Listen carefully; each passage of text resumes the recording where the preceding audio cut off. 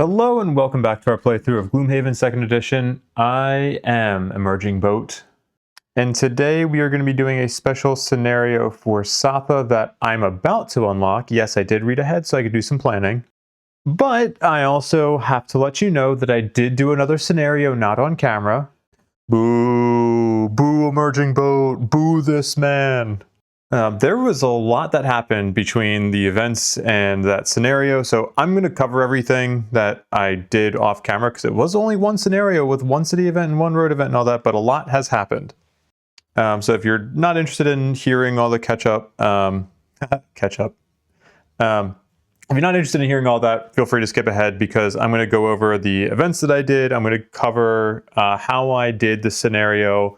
So there's going to be some spoilers for scenario 11 because I'm going to talk about like my strategy for that and how that whole thing went. Then I'm going to also talk about the puzzle book because I promised that I would do like iterations on the puzzle book and say, okay, well, like let's uncover some of these puzzles, whatever. I haven't been doing that. So I'm going to talk about some of the first few puzzles and give some of the solutions there. I'm not going to, I don't know. I'm sort of trying to figure out how much I'll spoil, but there will be spoilers in that section. Then after that, we have some paragraphs to read. We have a paragraph to read for Satha completing the 10th road event for her personal quest. So we have to read section 64.3. Then we also have a few sections to read from our party sheet here. We got to the Sect to level 6, or 6 reputation with the Sect, so we do have to read a paragraph from them. We got to prosperity number 4, so we have to read a section for that. And then finally, after all that, we'll actually get into our city event. And I have a bunch of level ups to do because I was going to have to, I had to level up Arya and Satha before the last scenario. Arya already leveled up again. So I'm going to talk about, we're going to have to do level ups for basically everybody. Like Desmond, Arya, and Morrigan have new cards to pick. But then I'm also going to talk about the cards that I selected for Arya and Satha before my last scenario. So let me talk about the events that I did. We'll look at the city events. Oh no, don't look at that. How do I hide that? There we go, rehidden. The scenario or the city event that I did before the last, why can I not remember the word scenario today? Was this one. I'm not going to go over the whole scenario, but basically we got a random item design and then we got to immediately gain that random item. And then we unlocked scenario 87 sulfur mine. And now let me cut over to the item that I unlocked, which is the sword edge armor, which is literally like the perfect armor for our build that we're trying to do with Morrigan. So the text is a little hard to read here, but it says on the next 3 attacks, or the next 3 sources of damage from attacks targeting you, gain shield 1, retaliate 1 for the attack. You do have to put 3 -1 cards into your attack modifier deck, but I did get the perk to prevent those -1, so I have not actually unlocked the perk for the retaliate stuff on her, but I will today. When I gained this item, I actually gave it to Arya. Because I will go into that, well, I'm basically trying to get an enhancement, a really expensive enhancement. I want to get +1 attack on her wolves. And I need, for temporary enhancements, I need 160 gold to do that. So I gave this item to Arya, had her sell it, and then I had Morrigan immediately buy it because she had a pretty good amount of money. And she's back to having a lot of money. I'm going to talk about how much money, I got a lot of money in the last scenario. Holy shit. But before I talk about that, let's just take a look at the road event that I did, because I think I had gotten an item from that as well. Go back to here, show resolved. Oh yeah, this is a funny one. We got the heavy bassinet, which is an item that we already have unlocked, but let me cut over to it now. It says whenever an enemy would give you disarm, stun, or muddle, prevent the condition, and this puts 2 -1 cards into your deck. I also gave this to Arya just so that I could sell it eventually for her to get her a little bit more gold.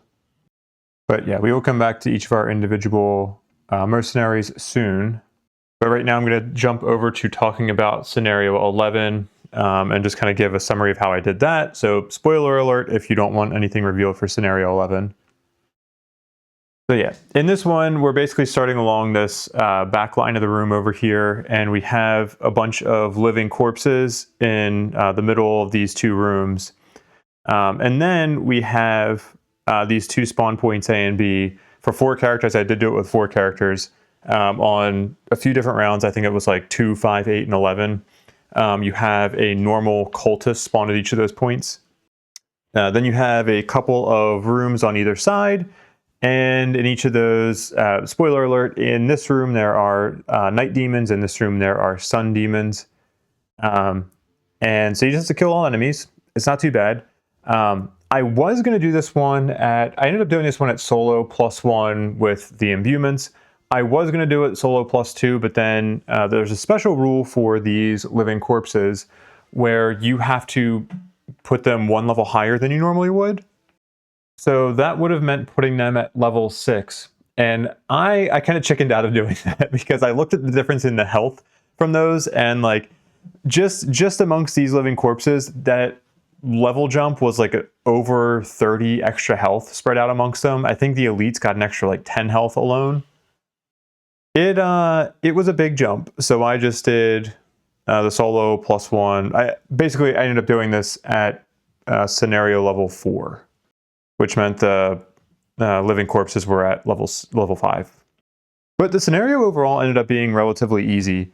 My strategy was, I think I had them, my mercenaries, like Arya, the Soultether here, and then I had, oh man, did I actually end up, I can't remember if I put the Sawbones here or here.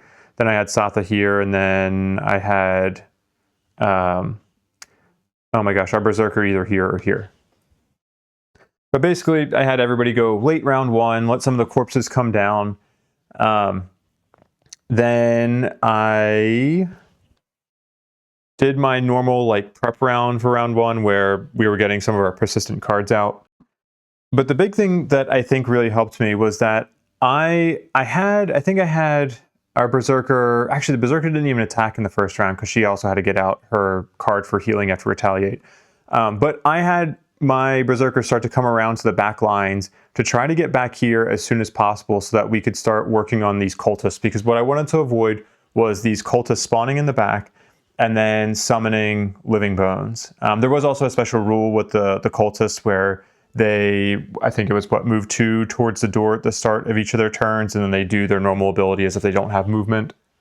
So a little bit of weirdness there. You're guaranteed for them to be moving every round. But the nice thing about being able to get my Berserker back here is that even though I was going for the Retaliate build and like, I think only half of their cards the cultists actually attack on, I was able to use multiple stun cards that we have for the Berserker to be able to like just keep them under control for a couple of rounds, to be able to give our characters down here time to start working on these living corpses, and then eventually everybody was able to kind of come back here and start, actually not everybody, somebody else, I can't remember who I had come back here and help out with clearing up some of these cultists, and then we were able to start opening some of the doors one at a time. I ended up doing the Sun Demons first and the Night Demons second. I didn't know where each of them was, but opened this door first. The Sun Demons were a little bit of a pain in the ass because they just kept like, as soon as I would get them close to dying, they would pull their heal card and just start healing a bunch, which was a little annoying. And then that also combined with me just starting to pull nulls as soon as I started trying to attack the Sun Demon. So that was a little tough, but you know, when they're healing, they're obviously not attacking, and they attack at advantage normally, so it wasn't too bad. Like, I was able to out-damage them over time. And then, yeah, eventually I took care of them, and then was able to come into this room. I basically had people in this back area all the time, but we had a lot of money piling up very quickly in this scenario. And because I knew that I wanted to start getting more money for Arya before, or in order to afford my expensive enhancement, I brought Bonded Might instead of our card that allows us to avoid retaliate damage, because we didn't need to worry about retaliate damage in this one. So we were able to use this to just vacuum up loot. Like, I think I got 16 tokens, or 16 money tokens with Arya. Plus, I had her be the one to loot this treasure chest. And she got actually, I guess I'll just show it here instead of pulling it up on Secretariat. She got the Rod of Transference. It is actually a nice item for her. You know, it could help her save a summon from taking damage and instead just like take away from her small health pool a little bit. But it is a one-handed item. I think I'd rather have the Staff of Summoning, which is a two-handed item. And this is 40 gold. I'm just going to probably sell this off for a little bit of extra cash for that enhancement that I want to buy. So yeah, in retrospect, I kind of wish I did do it at +2 difficulty because it actually ended up being a fairly easy scenario at just the +1. But it's fine. I mean, that's probably what allowed me to just be okay with being able to spend time collecting up loot with Arya. The next thing we're going to talk about is the puzzle book. So if you do not want puzzle book spoilers, skip ahead. I will have this bookmarked or chapter marked or whatever, so you can skip just this section. But spoilers ahead. Specifically, I am going to be showing you the solution, I'm going to be showing things about the puzzle on page 3 and pages 4 through 5. This is the puzzle that we see when we first get the puzzle book. And the key piece of information that you need, or maybe you can do it without this piece of information, but that really, really helps you, is that you are told the name of the owner of this box and that it is inscribed on the side, and that inscription is here. And you're told that the name is Fennec Bagel. So with that, you're at least able to get some letters to be able to translate these little, what's it called, symbols into letters of the English alphabet. Or really, I guess, the Latin alphabet. Now I will show you the full translation for what this says. I'm not going to show the like the full, I guess, cipher, or my full translation of like the whole cipher for the alphabet. But I will flash up the solution for this, which is here. It says, begin at 5, first spin the dial clockwise 23, next move counter 12. And so, I mean, I guess you could, well, no, you kind of do need to actually infer that these are, these equate to numbers, and it's 1, 2, 3, 4, 5, blah, blah, blah. So yeah, it's kind of like a little lock. And then after you do that, or yeah, once you do that, you end up landing on 51.2. So let's go to Foreteller for that reading. Just kidding, these are not in Foreteller, I don't think, or at least I can't find them. So I will read it out loud. Section 51.2. It's slow going at first, but eventually you catch the patterns in the language on the scroll and reason out what it is trying to tell you. Dominic is uncharacteristically silent as your hands move the tumbler on the box back and forth. In that silence, you hear a small click as the last number falls into place, and the lid of the box swings open. Inside is nothing. Well, not exactly nothing. There's more writing on the inside lid along with a motif of an oak tree. There's also some writing on the bottom of the box, along with a slot of some kind. Ah, the oak, Dominic says reverently as you try to puzzle out what this all means. As legend has it, when humans emerged from the caves, the first thing they saw was a giant oak tree, the Great Oak, as it's called, and they built their first city under its branches. They saw this oak as a divine being, and the city of White Oak would be under its protection. They decided it was the will of the divine that they would prosper on the surface of this land. And prosper they did, but I'm not sure what any of this has to do with the problem at hand. Dominic mutters as if admonishing himself. It looks as though specific items should be placed in each of these compartments. Do not ask me what accents I was drifting in and out of, because I have no fucking idea. But we get an item. Actually, I forgot we were supposed to get this item. We get the Sword of Sands. And let's take a look at that item now. The Sword of Sands says, during your melee attack ability, add wound and poison to all attacks. It is a one-time use item. It is a single-handed item, and it is 20 gold. My hand slots are at a premium right now, so I may actually just end up giving this to Arya and also selling it with her. But yeah, that is the Sword of the Sands. Now I'm going to jump over to the puzzle on pages 4 through 5 and talk through that as well. So again, skip ahead if you don't want to see any spoilers. On pages 4 through 5, what we see are 3 empty boxes side by side, and then we have a few notes in there as well. So you may not have been able to translate the all of the symbols from the last page, or you may not have the full alphabet translated just from the first puzzle. but you should have enough letters that you can kind of fill in most of the other letters at this point. So you kind of add in what you have, and then you should have enough letters to start piecing some words together. And here is what you should end up with after you end up translating all those symbols. The first note says, to see through the lenses of a raptor. The second note says, may the points of this metal crown protect you from the worst. And the last one says, standing on lightless legs, a ritual smoke pours forth. If you don't want spoilers beyond this, then again, go ahead and skip ahead, because I am going to talk about how you actually like resolve these things. Okay, I'm going to talk about it now. So each of these notes is talking about an item. And I think all these items you can unlock at Prosperity level 3. But here are the 3 items in question. Number 1 is the Eagle Eye Goggles. Number 2 is the Iron Helmet. And number 3 is the Black Sensor. And if we're looking at these, we can see that we have some red words on the notes. And for the first note, that corresponds to lenses. And so there are 2 lenses on the Eagle Eye Goggles. On the second note, it corresponds to points. We can see that there are 5 points on the Iron Helmet. And on the last note, it corresponds to legs, and we can see that there are 3 legs on that Black Sensor, so what we end up with is 25.3. Yeah, I probably should have covered this up before I reveal what the items were, because I did just kind of give that away too, but oh well, this whole section is filled with spoilers, so tough. Now a quick read through 25.3, which is fairly long. You slot the items into the box with a satisfying click. Not knowing what to expect, you're still a little disappointed when a small drawer on the side of the box pops open, containing a piece of parchment with yet another cryptic inscription.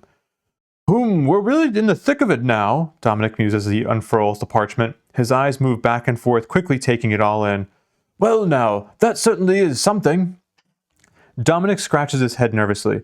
Truth be told, I started you off with this box because it was the most curious, but I have plenty of other artifacts with this cryptic writing, and I'm beginning to suspect this might involve them as well. Dominic rushes back to the dimly lit cabinet on the far wall, narrowly avoiding getting his feet caught up in his robes as he does so. As he begins sifting through more items, another history lesson begins to pour from his mouth. You see, humans took their divine rights and began expanding across the continent, so I've spent years trying to recover these artifacts from all over the place. The Great Grove, the Copperneck Mountains, the Stormbrew Plains. There wasn't a single place humans didn't think they belonged in because they had the protection of the oak. Of course, they encountered resistance. They aren't the only people on the continent, of course. The main resistance came from the clans of Inox and Vermlings that inhabited the space they moved into. There was a brutal war with the Inox over the Great Grove, a huge forest to the east of White Oak, dealing with what saw the rise of the military class in White Oak that, until very recently, maintained power over the human lands. But that's neither here nor there, Dominic says, lifting an armful of strange objects out of the cabinet.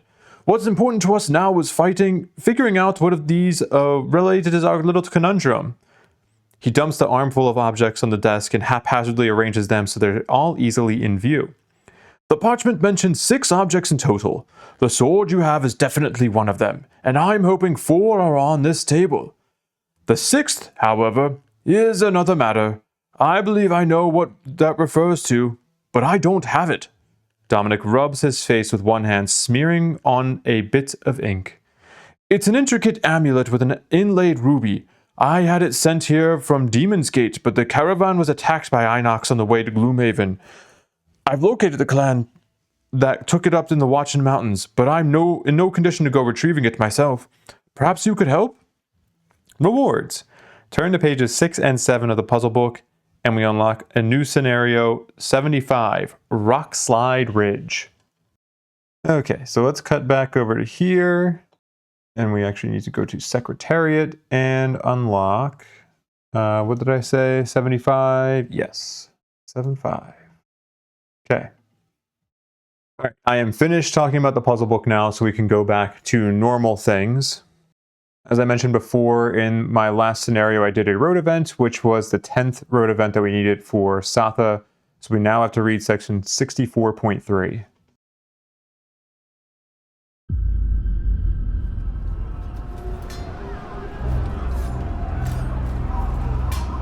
You haven't forgotten. could you? The screams of your friends and family echo through your nightmares every night. The images of the bandits who destroyed your village are seared into your memory. The only way you've found to cope is by looking for clues as to the location of their camp. You've searched far and wide, even joining up with some mercenaries to help you cover more ground, but the trail had gone cold. Until today. While traveling through the wilderness, you saw it, caught on a tree branch just off the road, a torn piece of purple fabric flapping in the wind. Heart pounding, vision narrowing, you rush over to investigate. It's faded, but there's no doubt. It's from a cloak, the same kind worn by the bandits who slaughtered your village. Gazing into the forest, you can just make out an old kivak path through the woods. A calm washes over you. It's time to get some revenge. New scenario. Foggy Thicket, 60.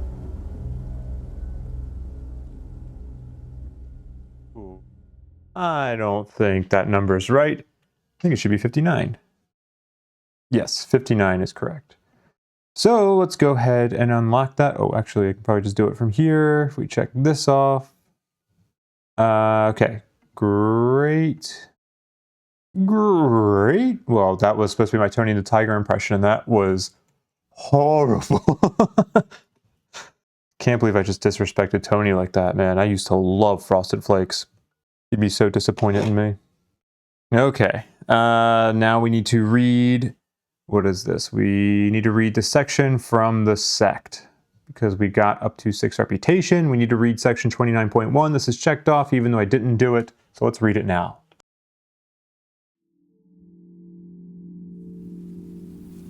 You rest on a bench near the Void, the desolate field of black sand that sits in northern Gloomhaven. Anything or anyone that enters the Void is quickly obliterated into fine dust. This makes the area fairly unpopular, which is why Nilba feels comfortable meeting you in public. You have done well, siblings, and it is time you met the one who will finally free our city. The Savas opens a glowing portal and invites you through. On the other side, you come face to face with a huge, monstrous creature. Wicked, flaming horns curl back from his head, and his 4 hooved feet stamp in a terrifying rhythm. A vicious trident, twice as tall as an inox, rests in his clawed hand. Thunder echoes as the demon speaks. Welcome, champions. I am Thrash, prime demon of the elemental plane of power. You find yourselves speechless with fear. Yes. Your kind often takes some time to adjust.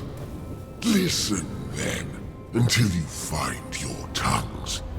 Flames surge around Thrash's body.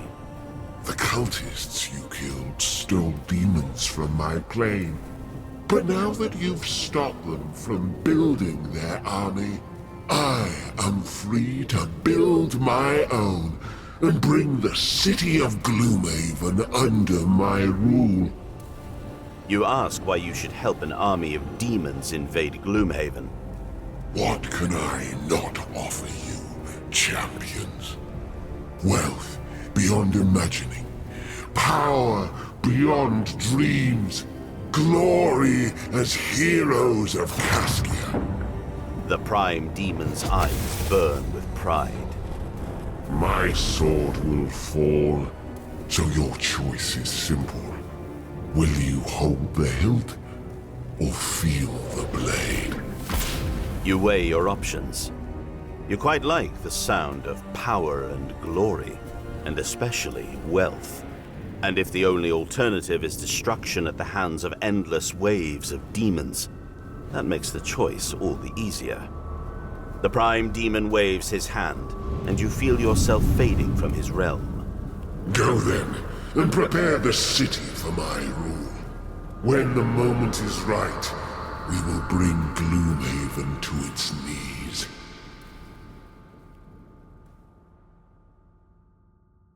Bro, I don't need your money and power. I got my own shit. You're gonna have to give me a better offer than that. All right. Let's see. Scenarios 19 and 20 are unlocked. So let's do that. 19, 20.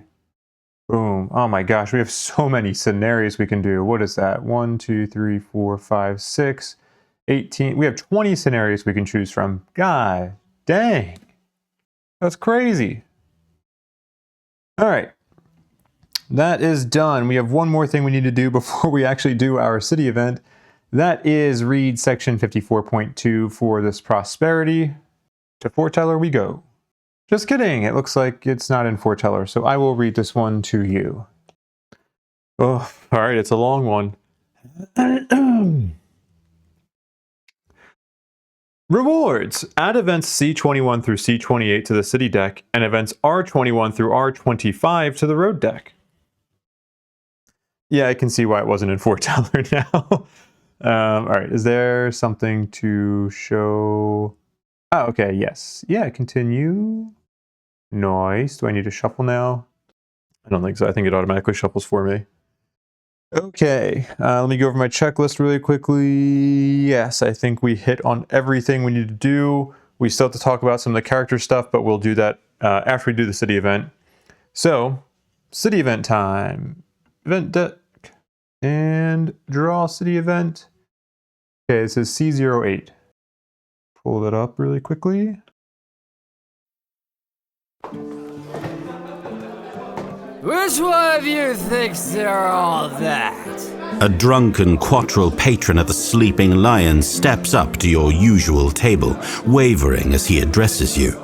His eyes pass in and out of focus, and it's not clear who he means to be accosting. Select a character to step up to the challenger, then flip this card. I think half the party wants to be stepping up here. I think this is probably going to either be between Satha or Morrigan. I'm gonna do Morrigan. She's new to the party. She wants to prove her mettle. Read the section below corresponding to the ancestry of the selected character. Okay. Well, Morrigan is an Inox, so let me pull up section 32.3. Yeah, this one also looks like it's missing. It just doesn't have an option to play audio, so another one that I'll read for you. Inox, huh? Fuzzy-faced freaks. Look at those 3 big dumb horns coming out of your head. Yeah, I said that about your horns. I said it. You think you're so great just 'cause you're stronger than I am? And taller and stronger. Lots of people are stronger than me, but I make up for it in not having hair all over my body. His friend steps up, bright shade of red. Sorry, my friend.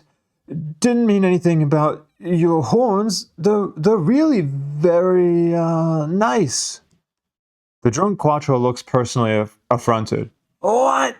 No, they're dumb. I just said that.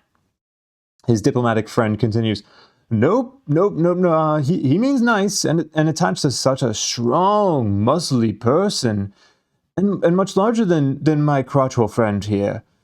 Please ignore him. He's really sorry, and he's going to buy your table's tab. Just for not pounding him into the dirt like he really deserves. He gives a weak smile and suddenly realizes the drunken quattro has moved on to accosting another table. Hey! Oh, nope, wrong person. Hey, get back here! Rewards, gain 10 collective gold. Okay, I think this is all... Okay, I gotta give some gold to not Arya. I've been, like, hoarding everything with her. So, let's give this one... let me mark this as done. Inox, resolve event. Whoa, why do I... That seems wrong. Yeah, I'll just ignore that. 10 collective gold, let's just give that to Morrigan. I'm sure I'll be wanting some enhancements with her, maybe some plus retaliate enhancements. All right, holy crap, we are 30 minutes into the video and we haven't even started the scenario. We're actually just about to start talking about our level ups and all the character stuff. let's do that. Okay, we start with Desmond. Desmond has reached level 4. So let's take a look at our card options. Up first on the left, we have Do No Harm. The top action is a persistent loss card. It says attack 4, wound, and stun, and then place a character token on the target. The next 3 times they lose stun, they gain stun. Then disarm self. And yeah, like I mentioned, persistent loss. The bottom action is an attack 2 poison, and this is at initiative 18. Our other card is Experimental Stimulants. The top action is a round persistent card. It grants 1 adjacent ally retaliate 2, and then if the target has an active prescription, gain 1 experience and negate the next source of damage they would suffer this round. The bottom action is a move 3, heal 3 in range 1, and this is at initiative 12. Both of these cards have great initiative. 12 and 18 is awesome.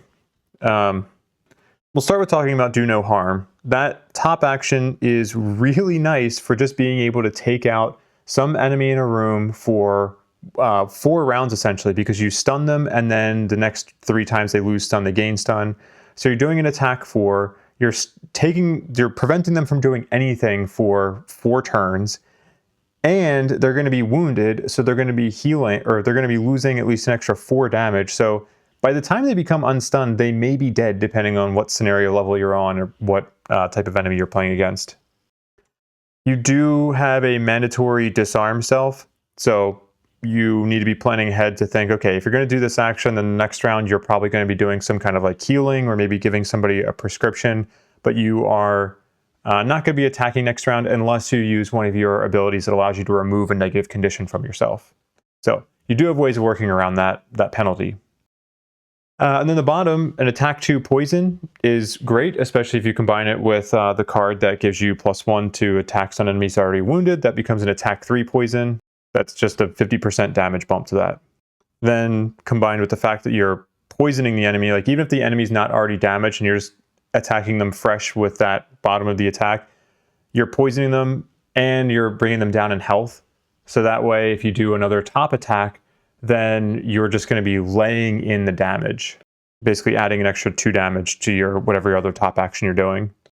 And that's nice to be able to do that early, like to be able to get poison on an enemy early, and then that way your allies can also be attacking that same enemy and getting more value out of that poison in the same round. That's really good. So great pattern.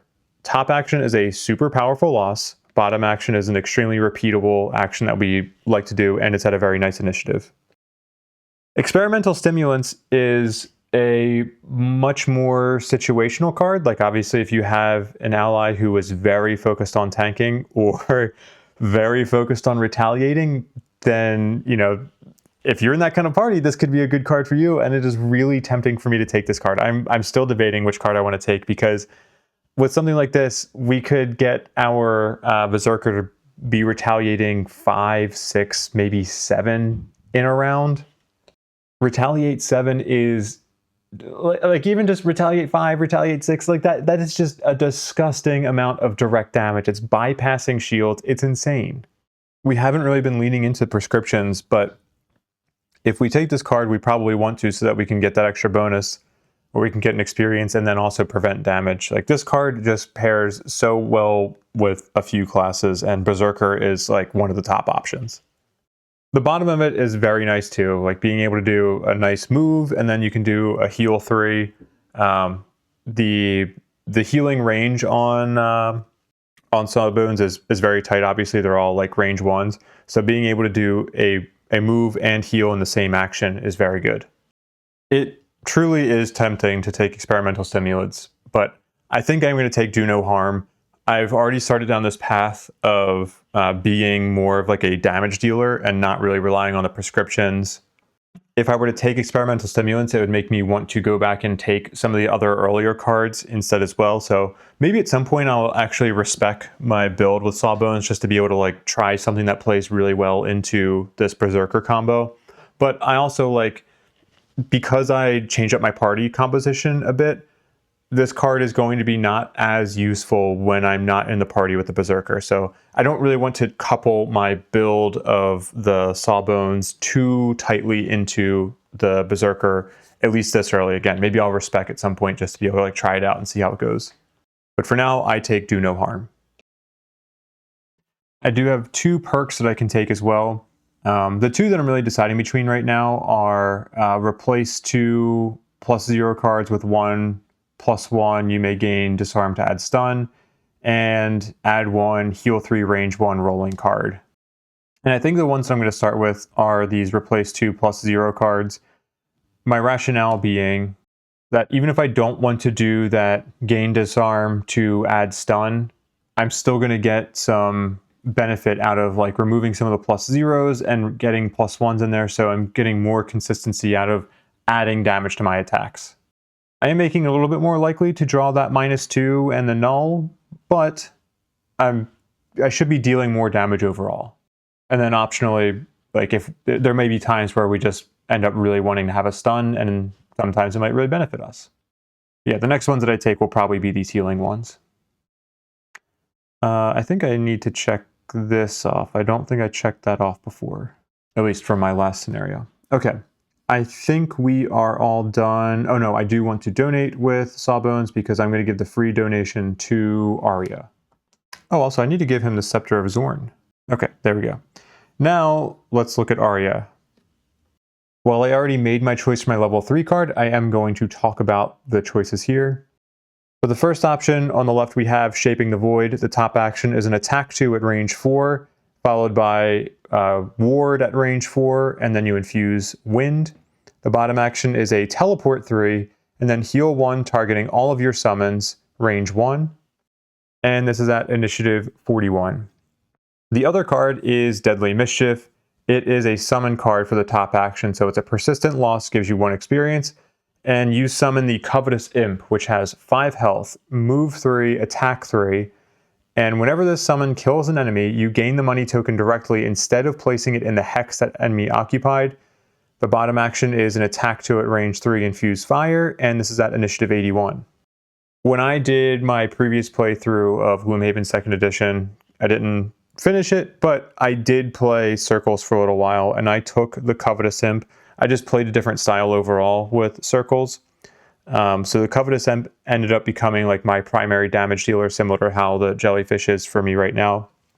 And this was a really powerful summon in terms of being able to get a bunch of money and then use that to spend enhancements on it. But I will say that with what I have for the Jellyfish now, like they both do equal amounts of damage. You just have to be a little bit more cautious or a little bit more thoughtful about when you infuse wind, because wind is what you need to be able to move your Jellyfish from place to place. But not having wind can also be nice in terms of like preventing your Jellyfish from trying to go after an enemy that you don't really want it attacking. The attack 2 at range 3 is nice, but if you're taking this card, you're probably taking it for the summon, so I don't expect that you'd be using that attack very often. Maybe you take it for that just because you want to deal some extra damage, but it's at range 3, and yeah, there will be times when you're in range 3 of an enemy, but most times like it's going to be tough enough just to have your summons consistently in range 3, let alone trying to have enemies at range 3. We're usually attacking at range 4 anyway, so this having a shorter range on the bottom of a card prevents you from moving and doing that attack at the same time. So it's a little limiting. If you're going to take this card, you want to be taking it for that summon. So Shaping the Void is what I took for this level up. The attack 2 at range 4 is a fine attack. It's a nice range on it. You get a little bit of extra damage out of it with that attack 2. You get another chance at being able to draw an invisibility modifier for one of your summons, so that's why it's good to be attacking with you. But that ward is extremely nice. We're kind of used to having some sources of ward from Satha, but Satha is not going to be sticking around for very long, so us being able to have our own sources of ward is fantastic, and it's another way that we can infuse wind, this time with a top action, so that's another thing to really appreciate. That the bottom action, teleport 3 and then heal 1 on all your summons, I think is going to be more niche. It can be nice if your summons are grouped together and you're trying to get a couple of negative conditions off them, or, I mean, even if you're just trying to get a negative condition off of one of your summons, it can be useful. I don't expect to be using this for the bottom action too often, mainly because we have the Sawbones who can do some healing of his own and some removing of negative conditions, so this kind of loses its value a little bit just based on our party. Since it has that range limitation, it would be nice if it just said target all range 1. But thematically, I can understand of just being like, nah, it's just your summons that you're healing. So I took Shaping the Void. It was very helpful for me in Scenario 11, and I really like the card. But also, having played with both, if you want to use Deadly Mischief as your main summon, like your main damage dealing summon, I get it. I understand. It's pretty good. Now for our level 4 options, on the left we have Strengthen Numbers. The top action is a heal 2, target 2 at range 4, and add +1 healing on each target adjacent to 2 or more allies. The bottom action is an attack X at range X +1, where X is the number of your summons, and this is at initiative 45. Our other card at level 4 is Volatile Flame. Top action is a curse at range 4, and if you consume Dark, you add stun to that and gain an experience. The bottom action is another summon. You get to, so this is a persistent loss, you get 1 experience for it. You can summon the Ember Sprite, which has flying. It has 3 health, move 3, attack 1 at range 3, and then all allies within range 3 gain Retaliate 1 range 3 while fire is strong or waning. And when you summon this, you do infuse fire. And again, 1 experience, blah, blah, blah. This is at initiative 97. This is tough for the reason that Ember Sprite is tempting, again, because it's potentially adding more Retaliate to my Retaliate build. I am tempted to take it for that reason. I'm probably going to take Strength in Numbers because for the same reasons I didn't take the Retaliate card with Desmond, our Sawbones. I just don't want to tightly couple those builds when I don't have to. I think it also makes me spend a lot more time thinking about like, oh, okay, well, I need to time my cards for the Berserker, and I need to make sure I position my Ember Sprite correctly. I need to make sure that Desmond, our Sawbones, is also timing his card correctly with when I need to get the highest Retaliate out for the Berserker. I don't know. I think I'm making it sound harder than it is. Like, the Ember Sprite is nice because it has flying, it has move 3, it's attacking at range 3. I don't think it's going to be too hard to meet the range requirements for keeping it around the Berserker. It's just, I think the thing that dissuades me is that it's the combination of the range requirement and the fact that you have to have fire stronger waning. Again, that should also not be something I'm too concerned about because the Berserker is, between the Berserker and our Soultether, we're going to be infusing fire quite a bit. It's going to be strong fairly often. So within the party, this summon could make a lot of sense. But I want to think about her build as like being contained within herself, not dependent on the party. And in that case, if I'm looking at this card, I don't see the value in it as much because if I'm going to have an extra summon out, I think I'd rather have the Thorn Shooter out that can be dropping poison on an enemy. Because that poison could result in 1 extra damage per summon that's attacking. So, I mean, potentially that's an extra 3 damage, assuming all of our summons are attacking the same thing. You know, that's stronger than just an attack 1. And this attack doesn't have Pierce on it, so if it's attacking a shielded enemy, well, kind of tough luck. All right, let me wrap up my thoughts on this. Also, the top action of Volatile Flame, Curse at range 4. If you're able to consume Dark, then it can be worth it. Being able to curse and stun is very good. You might want to end up doing it earlier, you know, just because then at least you know if you're preventing an enemy from doing like something important or not. Because if you do it at the end of a round, you're not really sure what that enemy's going to be doing the following round. So it could be a little bit wasted if you keep it on that late initiative. But if you consume Dark, it's a good action. If you don't consume Dark and it's just a curse at range 4, that's not really that great. So I'm going to take Strength in Numbers. That heal is nice because it's going to be a more consistent heal than our level 3 card. I'm generally preferring to play in the larger parties anyway. Like, I am dropping down to fewer characters in some points, but I'm starting to lean more and more into just like keeping the 4 characters out. So I do like having that strength in numbers because it's more likely that we're going to be making this a heal 3, target 2 at range 4, which is awesome. And then that bottom action, with the way that I'm playing, that's generally going to be an attack 3 at range 4, which is awesome for a bottom action. That's going to be more damage that we can get out. It's going to be another attack modifier we can flip. That's great. I really like both halves of these cards. The initiative is pretty lacking. 45 kind of sucks, but the other, like both halves of the card make up for it. Then also, if I have the Thorn Shooter out, that's going to be 4 summons that I have out. Like I do want to do some times where I get the Thorn Shooter out because that could be an attack 4 at range 5, which is awesome. That is just, that's next level for a level 4 card as a bottom action. So we take strength in numbers. I think I also have 2 perks to get with Soultether. I don't think I have 3. I think it's just 2. But let's go ahead and finish off this replace 1 -1 card with a +0. That allows us to get some more consistent damage as well as some repositioning, which we love. Also, I know I'm taking, oh my gosh, I'm at 45 minutes for this video so far. I haven't even started the scenario yet. That's crazy. Sorry, this is going to be a long video.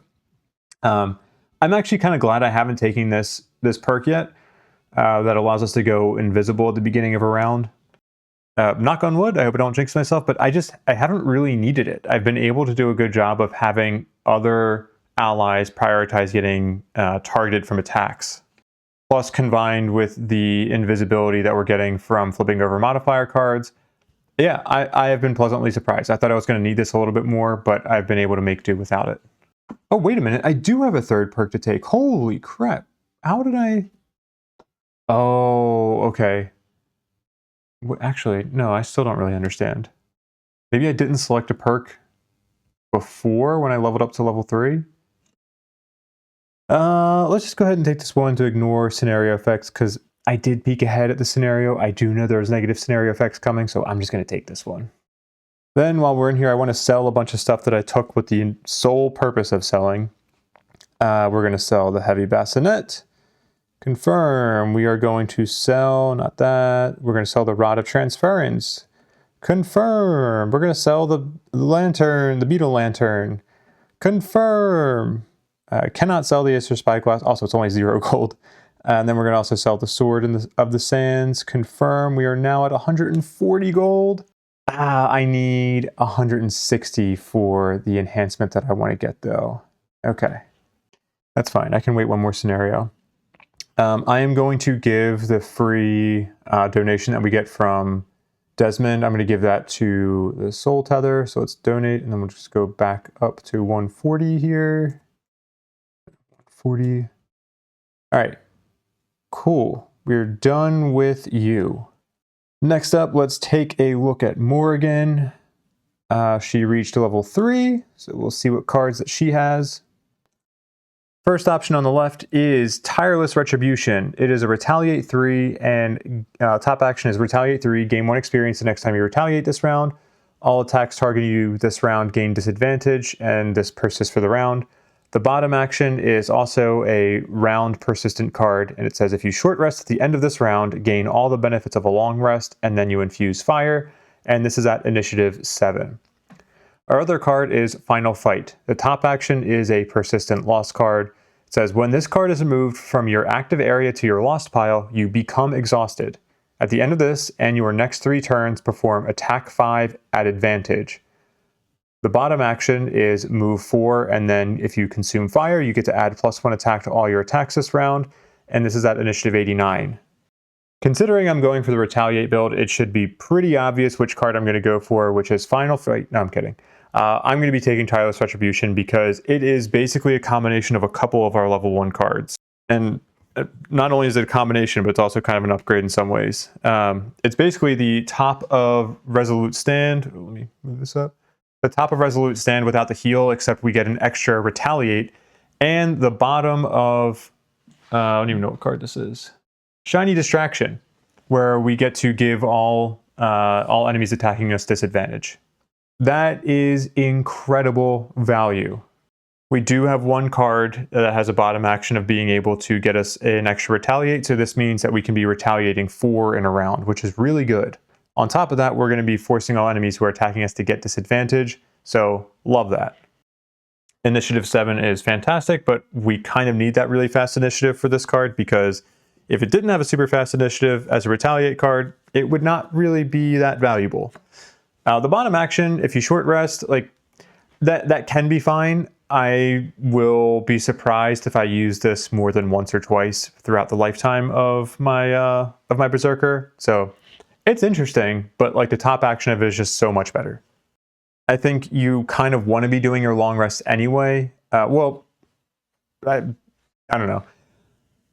If you get the benefit of the long rest, you're going to be getting all your items back. You get the extra 2 healing, but I think with how few cards that you have, with how short your endurance is with the Berserker, you don't mind having that extra round between, like within rests. It can be a little awkward for their timing with it. So I don't know, maybe I will see more value in this. I do think it's a cool card. It's just the top action of it is just amazing. Final Fight is also a really, really good card. Like if you were going for a non-retaliate build, if you're just going for the attack build, this is fantastic because you're probably playing that persistent card that gives you +1 attack to all your attacks. Then if you're doing this, you're adding another attack on top of that because you're probably going to be using it for the bottom when you're consuming fire. So that is pretty dang great. There are going to be some cards coming up where we're going to see like they're going to be multi-target attacks. And we're really going to start to see the value of having +1 to all your attacks in a round, like really start to kick it up a notch. Because right now it's fine. It is going to become amazing in future levels for you. And then obviously Final Fight, the top action, you want to be using that very, very late. Because you are only going to have, it's at the end of a turn, right? Yeah, you're only going to have 3 more rounds after your current round, so it should be played pretty dang late into the scenario, but you're getting 4 attack 5s at advantage, which is awesome, and you're getting 3 experience from it. So both these cards are excellent. They're just for 2 different builds, but I will take Tireless Retribution. All right, and finally we're going to complete this 3 perk item here where we can force enemies to attack us at the end of our round. I really wish this was attack 0. It should say attack +0, targeting the Berserker. Then we're also just going to take, I'm not going to be doing a lot of attacking. There will be some times where I'm attacking, but it won't be often. So I'm just going to take this whenever you heal from a long rest, add +1 healing. I'm just trying to speed this up because I need to move along. So we'll take that. Oh, actually, real quick, I am going to buy an enhancement for Morrigan. It's going to cost me, I think, 48 gold. Yes, so we have 3 gold left. And this is, we're going to do this one. We're going to put a +1 to retaliate on Numb the Pain. I really like this card. I think it'll be sticking in my hand for a while. So yes, we're going to make this a retaliate 3 now. Okay, let's go to Satha.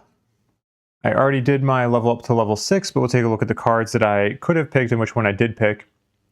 On the left, we have Defiance. The top action is if you consume ice, you can heal 2 self-negated experience, and then you do an attack 2 stun, and then you can grant all allies within range 3 move 1. Then the bottom action is remove 1 negative condition you have. If you consume ice, then you can immobilize 1 adjacent enemy, and you gain an experience, and then you can perform move 3.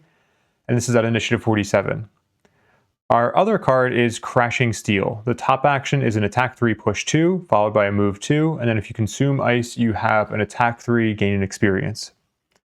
The bottom action is a loss, you get 2 experience for it. It's move 4 and then attack 2, targeting all adjacent enemies, and then add brittle to them, and then you infuse ice, and this is at initiative 29.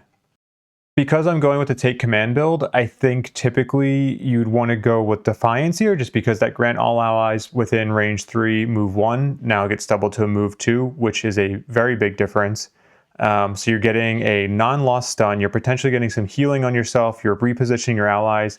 There's just a lot of really good value in there. The bottom action is also really good if you are just trying to, like if you're tanking a bit, you can remove a negative condition, you can like remove something like poison. You can also immobilize an enemy and then move away from him if you're trying to avoid a big attack. You have to pair it with a better initiative card because 47 kind of sucks for anything you're trying to do. But you have other pretty good initiative cards, so it shouldn't be too hard to pair it with something better. I did take Crashing Steel because I don't have as much forced movement with the Mind Thief, the Crag Cart, and the Silent Knife all being out of the party. So I wanted to have something that was a source of forced movement. I do like having like multiple attacks. I haven't really been attacking as much with Satha, so I've been trying to find more ways to be able to draw more modifier cards that allow me to help draw the modifiers that can grant attacks to other allies. You know, it's not that efficient of a thing to do, but I kind of wanted to do it just for the fun of it.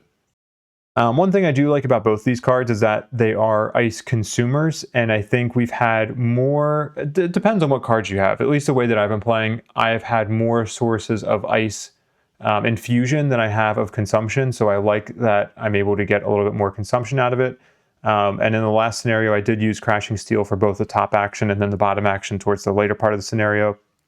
And that bottom action had just helped me wipe out some of the night demons that we had at the end there. The other thing too is that if I didn't have multiple sources of stun from the Berserker, I might be inclined to go with Defiance just because I would like another source of stun. But I'm also not going to be playing Satha that much longer. So I don't know. I was like, we'll go with the crazy attack. So I took Crashing Steel. Let's see. We have a couple of perks we can take. I'm going to take this one, and I feel like I probably should have taken a while ago because it would really pair nicely with Strike Now. One of the cards I took, was that like maybe a level 3 or level 5 card. So yeah, I think I'm a little overdue for taking that one. And then let's do this one. Replace 2+1 cards with 2+2 cards. Just more damage output. We got a bigger attack, so why not try to make it even bigger? We will do one last donation with her because I am going to be doing Foggy Thicket as our scenario. Holy shit, an hour in and we're just getting to the scenario intro and road event and all that stuff now. So thank you for bearing with me. I'm going to take a break. I will be right back. All right, I am back.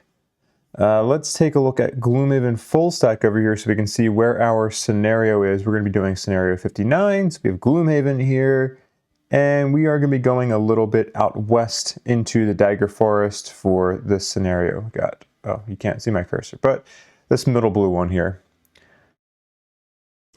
So let's go and draw a little road event, shall we? Draw road event.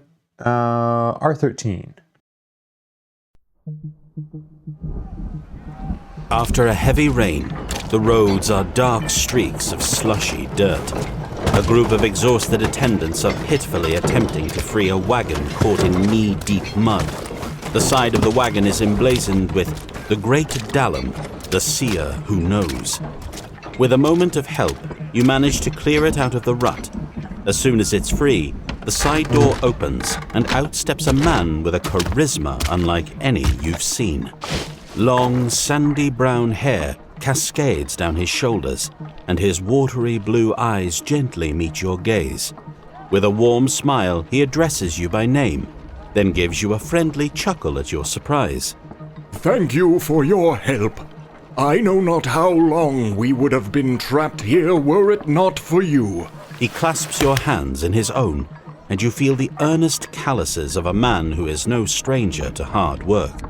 I can see eddies flowing through us, and I use my gifts to help others. We were on our way to Gloomhaven when the rains caught us. Before we continue, can I thank you by lending my sight to your needs? Option A. Ask that he looks into the future of Gloomhaven. Option B. Ask that he looks into the future of your party. Ooh, it's tempting to do the party one. I feel like we're going to get better rewards from the Gloomhaven one, though, because that feels like we're sacrificing our needs for the greater good. So let's do that one. He speaks slowly and softly. Gloomhaven is a troubled city. I hope to speak with the leadership there. I only hope that my warnings will not fall on deaf ears. He gives a somber look. Sometimes all that's required is a friendly introduction. Reputation. Whose reputation? I would guess the city guard, or maybe it's any reputation. Let me see if I can find the actual card. Yeah, it's any faction reputation is greater than 5, then gain a prosperity. Otherwise, each character would gain a check mark. Okay, so we meet that criteria. Option A, resolve event. Ooh, outpost attack. I feel like that's supposed to be Frosthaven stuff. Go, no, not that. Here. Okay, we're finally ready for our scenario introduction.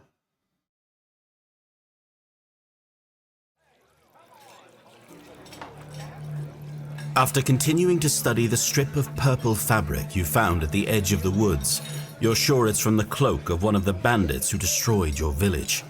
It doesn't take long to convince your fellow mercenaries to do this job pro bono, and with that, you venture into the forest.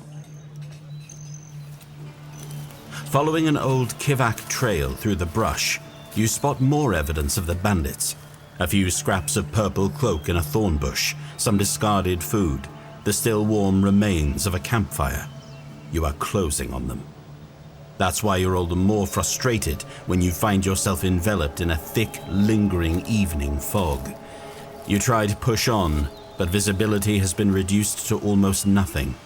Not only can you barely see and have lost the trail, but now you aren't even sure which direction you came from. You yell out in a rage. You were so close. After seething and pacing for a while, you notice a strange shape approaching you. Wait, make that shapes. Well, looks like you'll at least have an opportunity to take out your anger on something while you look for a way out of this impenetrable mist.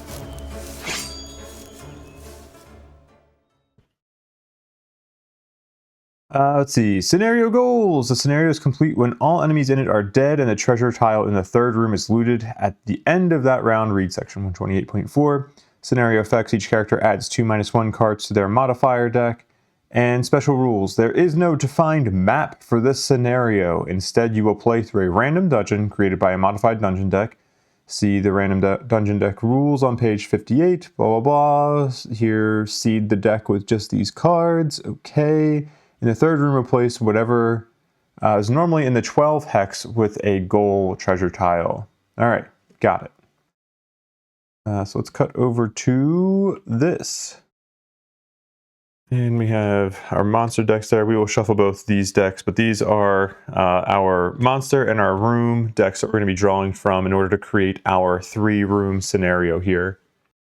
We have our negative modifier. Oh, wow, we have... Everybody except Arya has to deal with these effects. Oh, that sucks. I thought Arya was like one of the last people to get a, what's it called? A perk to prevent that. Okay, let me give these a shuffle real quick, and then we will draw and set up our first room. 3, 2, 1. Bloop. Okay, we're starting with a B, and then shuffle these up. 3, 2, 1. Bloop. Okay, there. What do we have? We have Crossroads, and we have... I was going to flip the bottom one. Scaled. Oh, okay. Well, I hate drakes. Mostly I hate spitting drakes. Let's do our battle goals. Start with Desmond. He's got Weakling, become exhausted before any other character. Streamliner, have 5 or more total cards in your hand and discard pile at the end of the scenario. And Dawdler, never use your lowest initiative played card in your initiative... Never use your lowest initiative played card. Anyway, I hate that one. I'm going to pick between Weakling or Streamliner. I'm going to take Streamliner. I think I'm usually pretty good with pacing Desmond out here. We'll choose that. Arya. We have Wallflower. End each of your turns adjacent to a wall, obstacle, or objective. Duelist, never exit a hex adjacent to an enemy except through forced movement. Or Pincushion. Be targeted by an attack from 3 or more enemies in the same round. These first 2 are both very easy for her. I'm going to take Duelist because I don't really expect her to be getting into melee range with somebody anyway, so we'll take that. Morrigan, we have Gambler, kill an enemy with an attack that has disadvantage. Ritualist, kill an enemy while 3 or more elements are strong or waning. And Rambler, and no more than 3 of your turns in the hex in which you started the turn except when long resting. I don't like tracking Rambler. Gambler, we're not going to be doing a lot of attacking. I'll take Ritualist. That shouldn't be too bad for her. I also don't care as much about perks for her. We're not attacking as much. But Satha, we have Sadist, kill 5 or more enemies. We have Conservator, never perform an action with a lost icon. And Pickpocket, collect 2 or more loot tokens by performing a loot ability while adjacent to 1 or more enemies. This is probably Satha's last scenario, so I don't really care which one I take here. Let's take Sadist. Okay. Mercenary loadout time.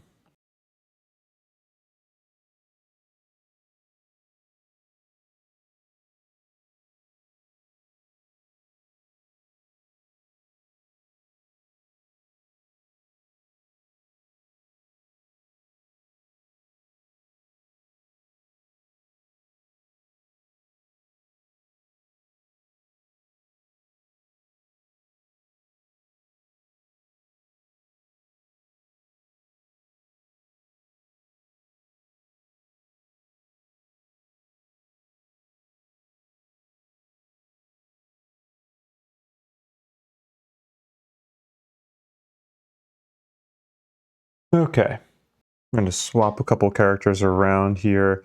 Everybody, I don't really have a lot of time to prepare. I usually like to have a round first where I'm just preparing. But at least for a couple of characters, we need to just get right into it. So we're going to go early with Satha. She's going to move up into here to give Arya room to summon. Then she's going to have a couple of her allies do some attacks. We'll probably have somebody attack this Drake, somebody attack this Drake. I really want to try to get these Drakes dead as quickly as possible so that I can then start focusing on the Spitting Drakes, because the Spitting Drakes to me are the real problem. They have AoE, they can do a ton of damage, and they can churn out some negative conditions. So I will focus on those, but right now I need to focus on these Rending Drakes. Then for Desmond, he is going to do the bottom of Do No Harm, get some attack and poison off on this enemy, and then we will do the top of Prep for Surgery to stun it and do some more damage. Then we will be going late with both Morrigan and Arya, because I don't feel comfortable doing the Retaliate build, especially with these enemies. We can be potentially getting poison and wound. I don't feel comfortable going into the Retaliate mode yet until I have the top of Growing Rage out, so we're going to do that. Then we'll use the bottom of Dazing Wound just to heal somebody, probably Satha. And then Arya's going to summon and get some protection out for that summon. Jump over to here and draw. Okay, Vipers are the first enemy to go, and oh, I may not want to actually move with Satha, otherwise I'm going to be opening up spot for 1, 2, 3, 4, yeah, that Viper 10 would be able to get right into the middle of everybody. Man, that could really mess a lot of things up here. Fuck. Okay. Then after that, Rending Drakes are also doing a multi-target attack at range. Oh, man. I mean, at least I can still stun one of them. And then the Rending Drakes are doing big attacks at range. Shoot, this is going to be a brutal first round. This is not good. Okay. I think we're going to do some on-the-fly adjusting here. Let's swap these two around. All right. We're going to use Curious Gear. We're going to destroy this trap. And those are what? Poison and wound traps. So we are going to do it poison and wound on the normal. Then Satha will use the top of Bring Them Down and do an attack 2, which will actually be an attack 3 because of the poison. Okay, that's 4 damage, plus 1. So then we have Strengthen. We will strengthen Desmond. We will infuse Ice. Then we will use the bottom of Unleash the Archers and do an attack 2 on that same normal enemy. We are not at advantage. Okay, well, we're already infusing Ice, so that's going to be, 2 damage total. Go down to 4 health. And then we're going to grant Desmond an attack 2 because he has Strengthen. Let's get Desmond's deck out, and this will be attack 2 or attack 3 at advantage because of the poison. Nice, plus 1, hell yeah, and we get the null out of the way. Okay, that's awesome.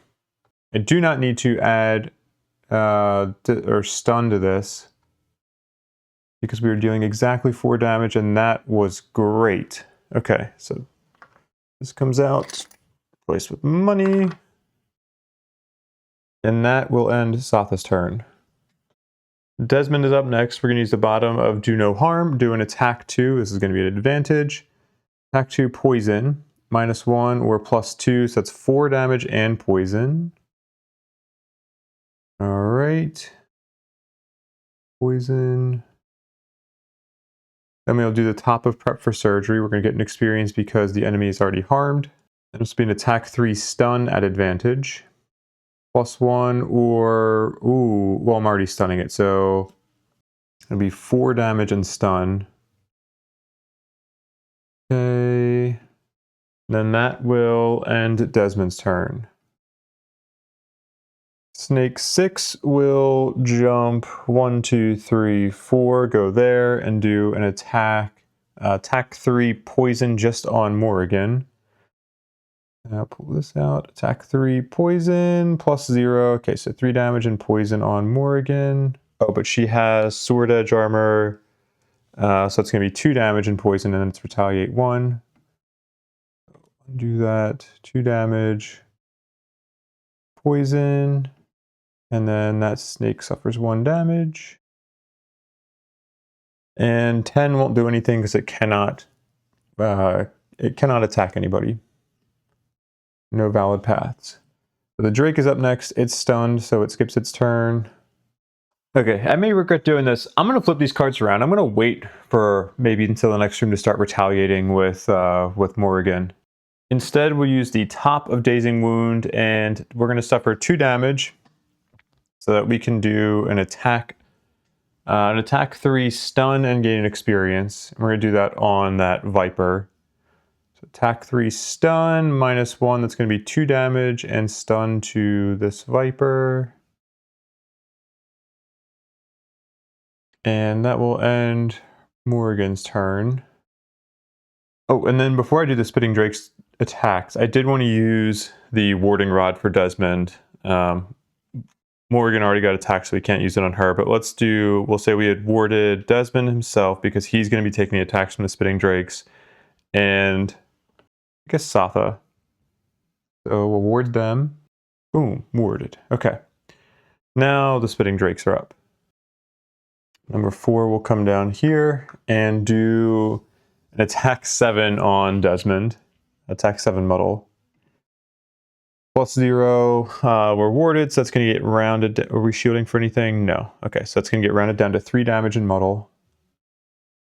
3. Remove that, and we're muddled. And then number 6 does not need to move. It can just do an attack 5 muddle on Desmond. +0, okay, so that is 5 damage to Desmond. All right, and that's going to end that. For Arya, I have no way of getting the summon out. I guess I'll still play the bottom of Intervening Apparitions just to have it out, but she is not going to be that effective for a little while. That will end her turn. Also infused dark, and then that will end the round.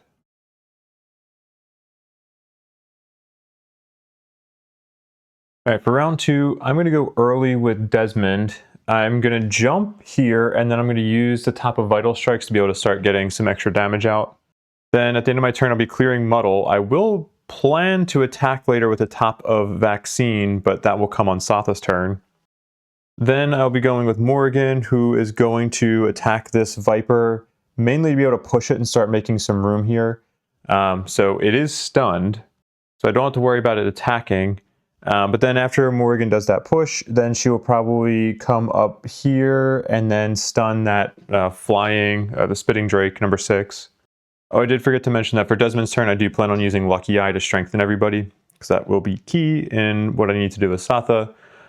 When Arya goes, she is going to disarm, most likely, this Spitting Drake, number 4. And then for Satha's turn, she is going to come up to here. She's going to have to use her Weathered Boots to be able to get that extra movement.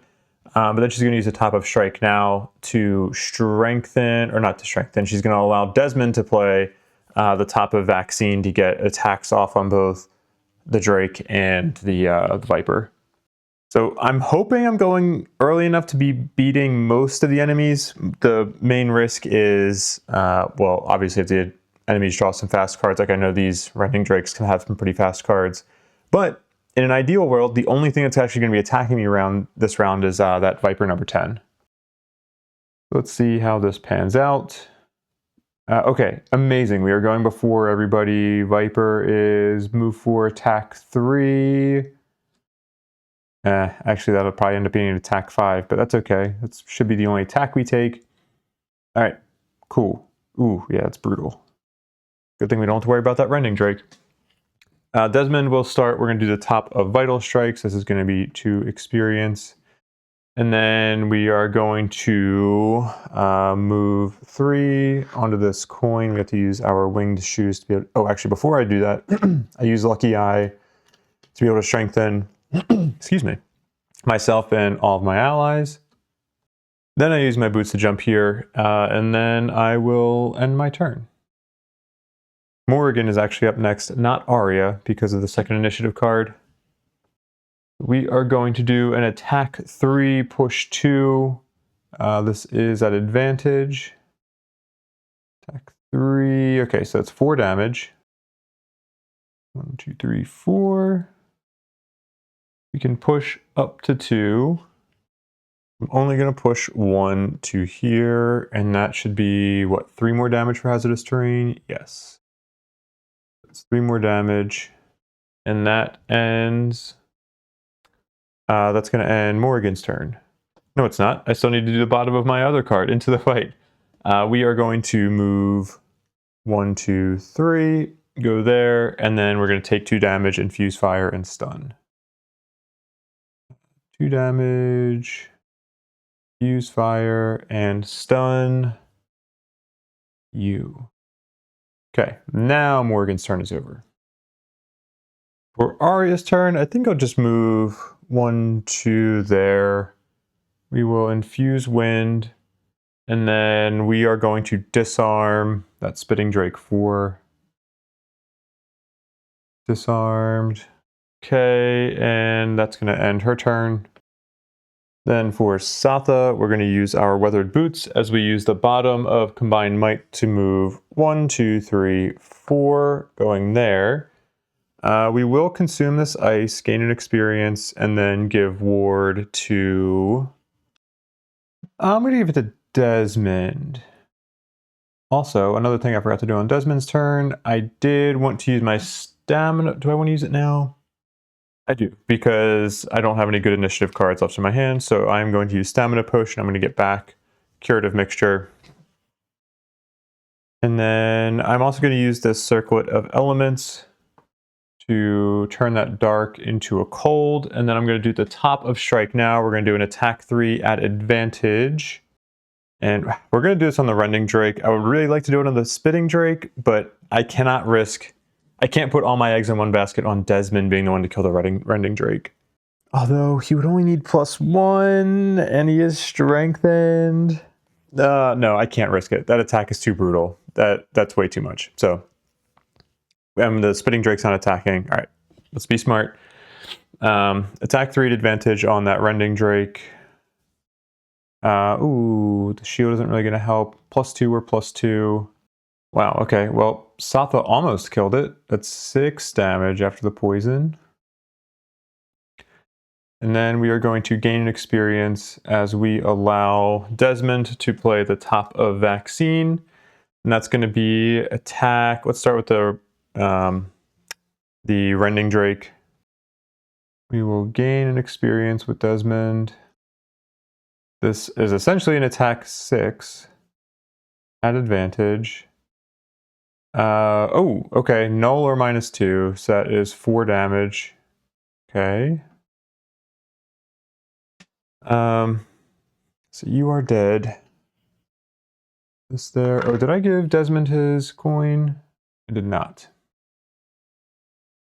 And then we have an attack 5 at advantage.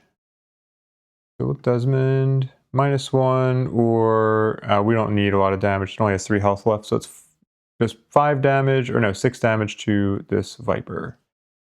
This Viper is dead.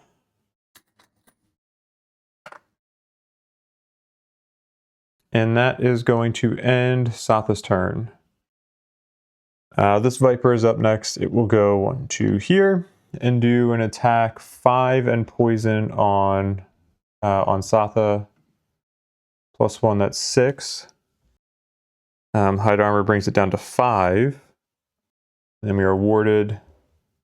So that ends up being 2 damage. And we are poisoned. Oh, not safeguard, poison.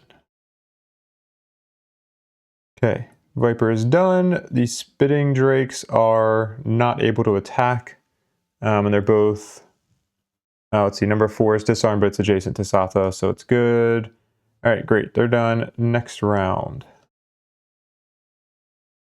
For round 3, I'm kind of going to let Satha tank up there a little bit as we get summons out for Arya and try to kill this spitting drake number 6. We're going to go super early with Morrigan, basically just so we can get an attack 2, a basic attack 2 and a basic move 2 off on this spitting drake. I actually may not even move, so I actually may end up using the bottom of Tireless Retribution just for its effect for the fire, maybe. Maybe I end up short resting, but I don't really want to short rest with her. But I mean, it would turn into a long rest, so I don't know, we'll see. It would be funny if the first time I'm using that card is when I'm like, oh, I don't think I'll ever use this card for the bottom effect, and then I use it for the bottom effect the very first time. Anyway, Desmond's going to go right after that. He's going to move up to here. He's going to take that poison off of Morrigan, and then he is going to do... I might end up doing the Scepter of Zorn a little early here. I think I'd rather use it early just so that we are more likely to get all the effect out of like having enemies draw all the curses. And I'd like to be able to clean up this room soon, so that poison will help. So anyway, I might do that because I think if I do that, then I think I will be able to kill Spitting Drake 6 between Desmond's attack, and then he's going to grant an attack to Morrigan. Then after that, we have Satha. Satha's probably going to do that first attack of Crushing Steel, or Crashing Steel, I'm sorry, on the Viper here, push it back into one of those traps just to be able to get it away, and then do the second attack using that ice on the Spitting Drake. Potentially I just do both of those attacks on that Spitting Drake though. And then I'm going to do the bottom of Spur Their Spirits, although actually, I don't know, that may not be useful. We'll see. I'm keeping it, but it may not be the best card. But I like the initiative on it, and then we're going to go late with Arya and get some summons out, and then she's going to move over here and take some of this loot. Switch and draw. Man, the Spitting Drakes are shielding. Shoot, that's going to ruin my plan of trying to kill this normal Drake. Damn. Okay, well that ends their turn. Well, I mean, there's not really much I can do with Morrigan. Can't really do much to gain experience here, so I'm still just going to try to do a basic attack 2 on this Spitting Drake. +1, hey, we get a damage. Nope, just 1 damage. Then we'll use the bottom of Tireless Retribution just to infuse that fire, and I guess it'll be it for me. Then Desmond goes, we'll do the bottom of Curative Mixture and go 1, 2. We'll remove that poison from Morrigan. And then we'll do an attack 2. This is actually going to be an attack... Oh, I did want to do, while I'm still over here, I do still want to do Scepter of Zorn. So we're going to poison ourselves. I think we're already poisoned, right? No, Desmond is not poisoned. Okay. Poison ourselves. And then poison curse to remaining enemies. Okay, done. And then pop over to here. And then we will do an attack. For him, it's going to be an attack 4. We are still strengthened. So 5 minus 2 from the shield is 3 damage. Then Morrigan gets an attack 3, which is an attack 4 because of the poison. Nice! Fuck yeah! So 6 minus 2 from the shield is 4 damage. Alright, more damage than I was expecting after that shield too. If I had done Taunt with Morrigan and done a Retaliate, I actually could have gotten close to killing this thing. Not gonna lie, I just kind of forgot that I had Taunt. Oh, actually I could have killed it because of Sword Edge armor. Oh, shoot. Okay, I messed up her turn. Anyway, we're done with Desmond. Moving on. Satha is up. We're going to start with that top of Crashing Steel. This is going to be an attack 4 because it's poisoned. Attack 4, push 2. Damn it. Okay, well, we push it 2. Goes into the trap. It's going to get poison wound. It's already poisoned, so it just suffers wound. And then we're going to consume that ice, gain an experience, and then do an attack, another attack 4. Okay. Shield 1 for the round. That will actually matter. And then that's 4 damage. And that will end Satha's turn. I'm not even going to bother with Spur Spirits. It was kind of wasted. Okay. The Viper is up next. It is going to do an attack 2. Satha's poisons as an attack 3. Plus 0. We are shielding for 1, so it's going to be 2 damage to Satha. And that ends the Viper's turn. And then Arya is up. Arya will consume that wind. She will gain an experience from doing that. And then she's going to do a move to here. Loot 1, taking both of these. Let's mark that down. And then we're going to use Living Night. So we get the experience, and then we're going to get our 2 wolves out. Let's go what, here? Let's go here and here. Get those out. Shadow Wolf, Shadow Wolf. I'm going to be so out of sorts with the order for my summons. I don't like the wolves being first. That ends Arya's turn, and that ends the round. Not a whole lot to say about this round. I'm just trying to kill these things. I'm waiting to see what monster abilities I draw to kind of decide how I'm playing some of these cards. I'm hoping I'll kill the Spitting Drake at least. I don't know that the other, like the normal Spitting Drake, I don't know that the Elite Spitting Drake or the Viper are going to die this round, but maybe. We'll see. Draw. Okay, they're at least going late. Alright, nothing too bad. Yeah, it'd be nice if we can kill that Elite Spitting Drake, although I really don't think that's possible. Okay, Morrigan starts. She is going to do the top of, what is the name of that? Strength and Agony. This is going to be an attack 4 after poison, correct? Yes, okay. She has a terrible modifier deck. We just need a +0. Alright. That is 8 damage. That is impressive. Her modifier deck is terrible. That is very nice. Okay. 8 damage is... Boom. Alright, 1 enemy is dead. You come out. I really need to get her into retaliation mode. Kind of not fun to be playing this build that she's not really suited for. But it's been more effective than I was hoping for, actually, at least for the first room. So she'll get that loot. She heals 1, and then that ends her turn.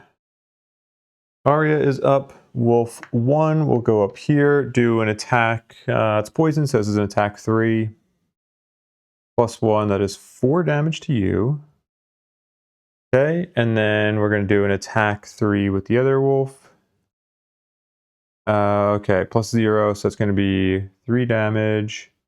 And I can teleport 1. I'm good. I don't need to teleport.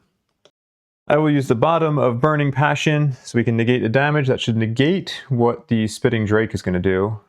Oh, actually, you know what? For that teleport, I think I'll teleport this summon here. I think that's going to help me out with positioning a bit. And then I'll do the top of Shaping the Void. This is going to be an attack 3 on that Spitting Drake. All right. That's what, 3 nulls drawn so far? So no damage. We do get to ward. I will put that ward on Satha. And then we infuse wind, and that will end Arya's turn. Ooh, okay. I have a different idea. That teleport, I'm going to use to put the wolf there. Also on Arya's turn, I could have used Aether Spyglass to get a bless. We just say I did at the end. So let me put that in there. Bless. Then Satha will use Take Command. We'll get an experience for that. And we'll do an attack 2, which is really an attack 3 on that Viper. Let's get her deck out. Ooh, okay, that's 6 damage. Oh man, if I had just done 1 more damage somehow, then I could just let the wound kill this Viper. Alright. But we will grant the wolf, wolf number 1, an attack 2, which is really going to end up being an attack 4. I already drew my null with Arya, so I don't think I need to use Ranger's Hood.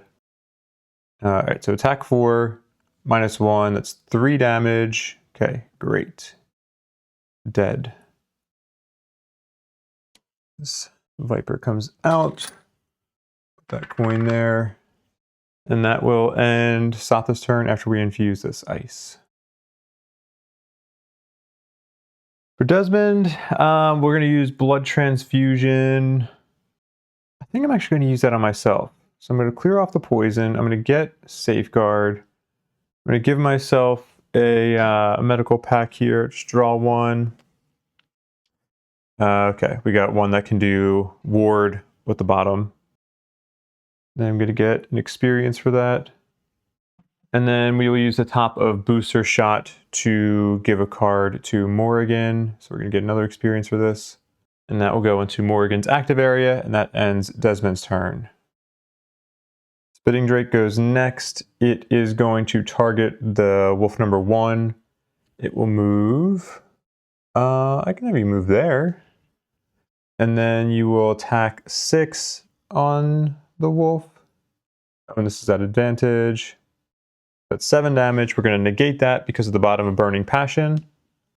But it is still muddled. And then that will end their turn, and then that's going to end the round.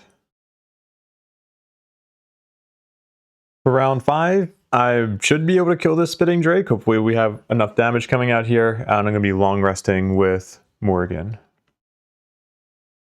And draw. Also move our camera. Ooh, okay, I may need to flip the order of my cards for Arya, but hopefully not, because we do not want to have to deal with this attack from the Spitting Drake. That is fairly early.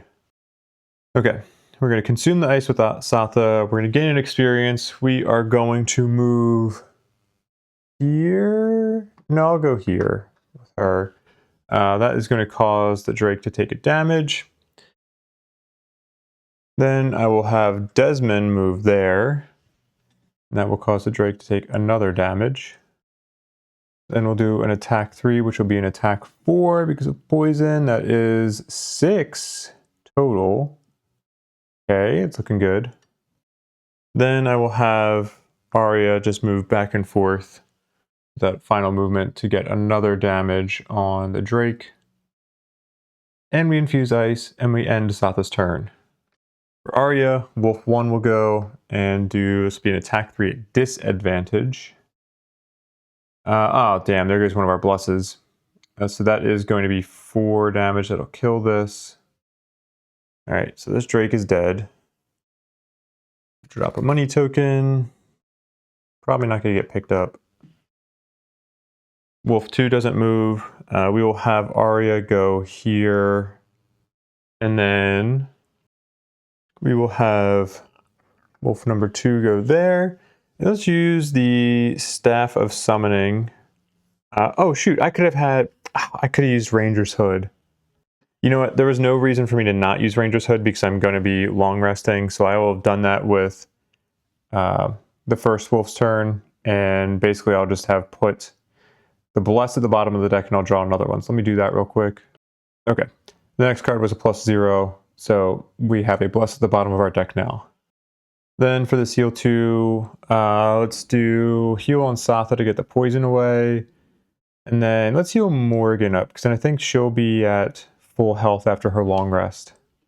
Forgot to have this card out with her.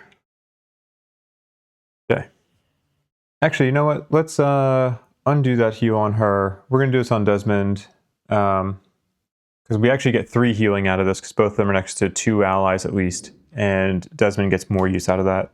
Alright, now we will end Arya's turn. Desmond goes next. We will just move, I guess we'll just move here. Oh, for the Staff of Summoning for Arya, I totally forgot. I wanted to move 1, 2, 3 for the wolf. Go there. And then Desmond ends his turn. Morrigan should actually gain 1 extra health for that perk. We will reset Sword Edge Armor. And then for what card to lose, I'm going to lose Dazing Wound because I'm going to start leaning more into the Retaliate. That'll end her turn and end the round. Oh no, I also just realized for that Duelist perk, I could not have exited and come back with that movement that I did for Arya.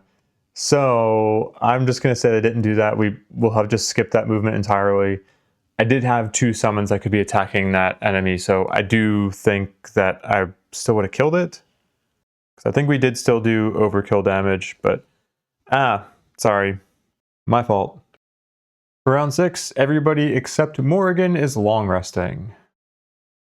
I didn't even have Morrigan's cards out, but she is just going to be doing Growing Rage and not really doing anything with the bottom of the other card. Get to experience, draw, get to experience, end her turn.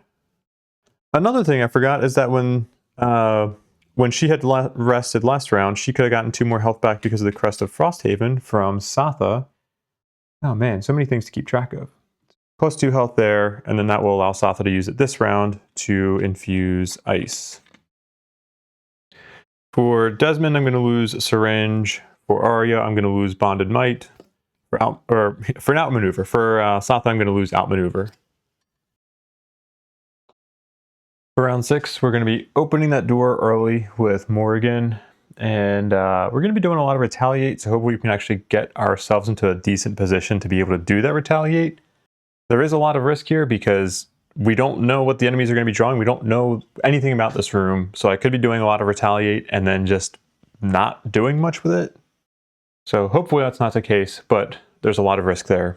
Then with Satha, we're going to start moving. We'll probably end up taking the spot that Morrigan will be vacating.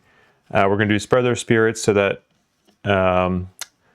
Arya can play the top of Drifting Stingers to be able to get the jellyfish out. For Arya, I'll probably have her go a little bit later just to see what the enemies are doing. Maybe give them a chance to come in. I don't know that she's going to get a lot of opportunity for her summons to attack, but maybe we can try to get some positioning with them. And then with Desmond, we will be doing... we're just going to go in late. I expect to probably have to do the bottom of Hamstring, jump, and then maybe do the top of Teamwork. I don't know. These cards should give me some flexibility in terms of his turn, though. Oh, this is still from the last round. 1 second. There we go. And draw. We start with Morrigan. We're going to do the top of Tireless Retribution and the bottom of Unbridled Power. It's going to give us 3 movement, which we'll use 2 of that to be able to get in this doorway and see what room we're going to be doing next. Let's put these here. I don't know. Let's put them over here. We're not doing anything with this space yet. We'll shuffle these up. 3, 2, 1. B. Oh wait, actually, what card do I need to draw here? I think I need a B. Yeah, it has to exit to a B. So this top card should be good. That is the clearing. And we'll shuffle these up. 3, 2, 1. Boom. Okay. And oh boy, infected. There's going to be a lot of poison coming. Okay. We also have this minor effect on clearing that says all elements become inert. Let me double check when that happens. It happens at the start, I think. So this should go away. All right, I think I got everything. Let's go to our sky cam here so you can see the full layout. The Vipers are doing big move and little attack. So they should be able to, I think I'll end up finishing Morrigan's movement here. I think it'll just be interesting to see how all the how many of the Vipers end up coming into the back lines here. I'll really need to think about that for Satha's turn in terms of positioning. But for Morrigan's turn, I think we're okay as is. And then the oozes aren't really doing a whole lot, so that's good. Although I'll have to be careful about when they start splitting off, Because ideally I'll be able to prioritize them at some point, but that's going to be hard to do because they are very far back there and we have a ton of snakes to deal with. So this will end Morrigan's turn. For Satha, I think what I want to do is start with Spur Their Spirits. We're going to gain a health. I actually forgot she was still warded. But we are allowing Arya to play Drifting Stingers, so Satha gets an experience. Arya will also get an experience. Put this out here and get the jellyfish out, and I will put it here for the time being. That will infuse wind. And then we'll do the bottom of Wolfpack Tactics. We're going to use our Weathered Boots as well, so we can move 1, 2, 3, 4 right there. And then we will allow all allies within range 3 to move 2. Let me think about this. I think I want to be aggressive. So maybe if we have you move in 1, have you move in here, then we could have you move here, you move... actually, let's see. You move here. I think I'm good with that. Yeah, I'm like half thinking this through. But I think we'll end Satha's turn there. I also want to get the Retaliate on Morrigan. She's at 4. Okay, yeah, that ends Satha's turn.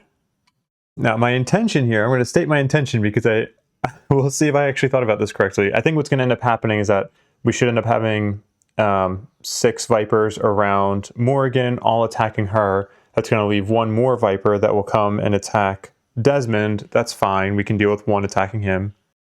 And then, at least this way, because we're pushing in more, we're going to be able to take better advantage of our summons, trying to actually get attacks. And like, I was too afraid of us getting choked up to the door point here. So, I think I'm happy with this, how this can play out.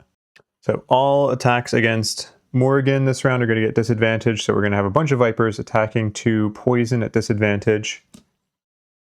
So, Viper 1, attack 2, poison. That is 1 in poison. We shield for 1. So it's no damage in poison. We retaliate 5, and then because we're retaliating, we have to heal 1, so we're just healing that poison away. So I'm just not going to apply it. That is 5 damage. 5 damage to Viper 1. Oh my gosh, this is going to be good. Alright, Viper 3 is up next. Same deal. Attack 2, poison, disadvantage, -1.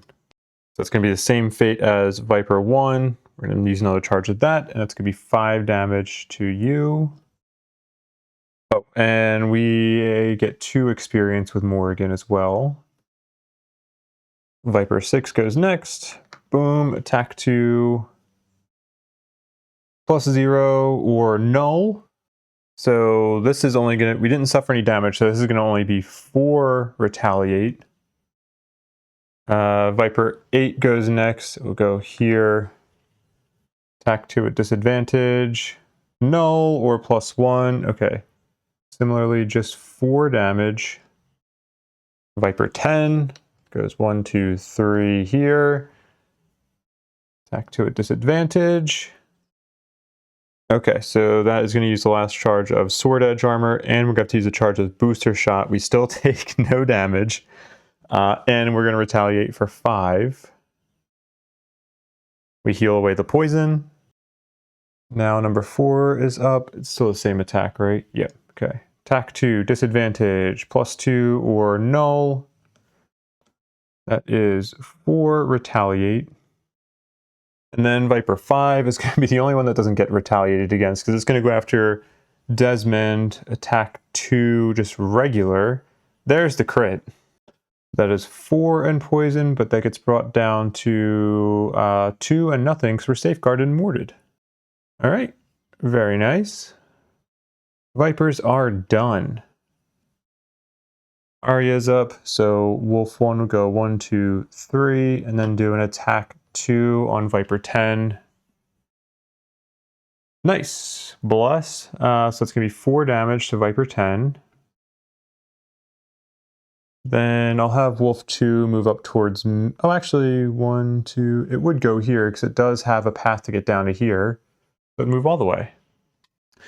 Then let's use the top of Mighty Bond to have this Wolf go 1, 2, 3, and it'll do an attack 2. We're getting experience. Attack 2 against Viper 6.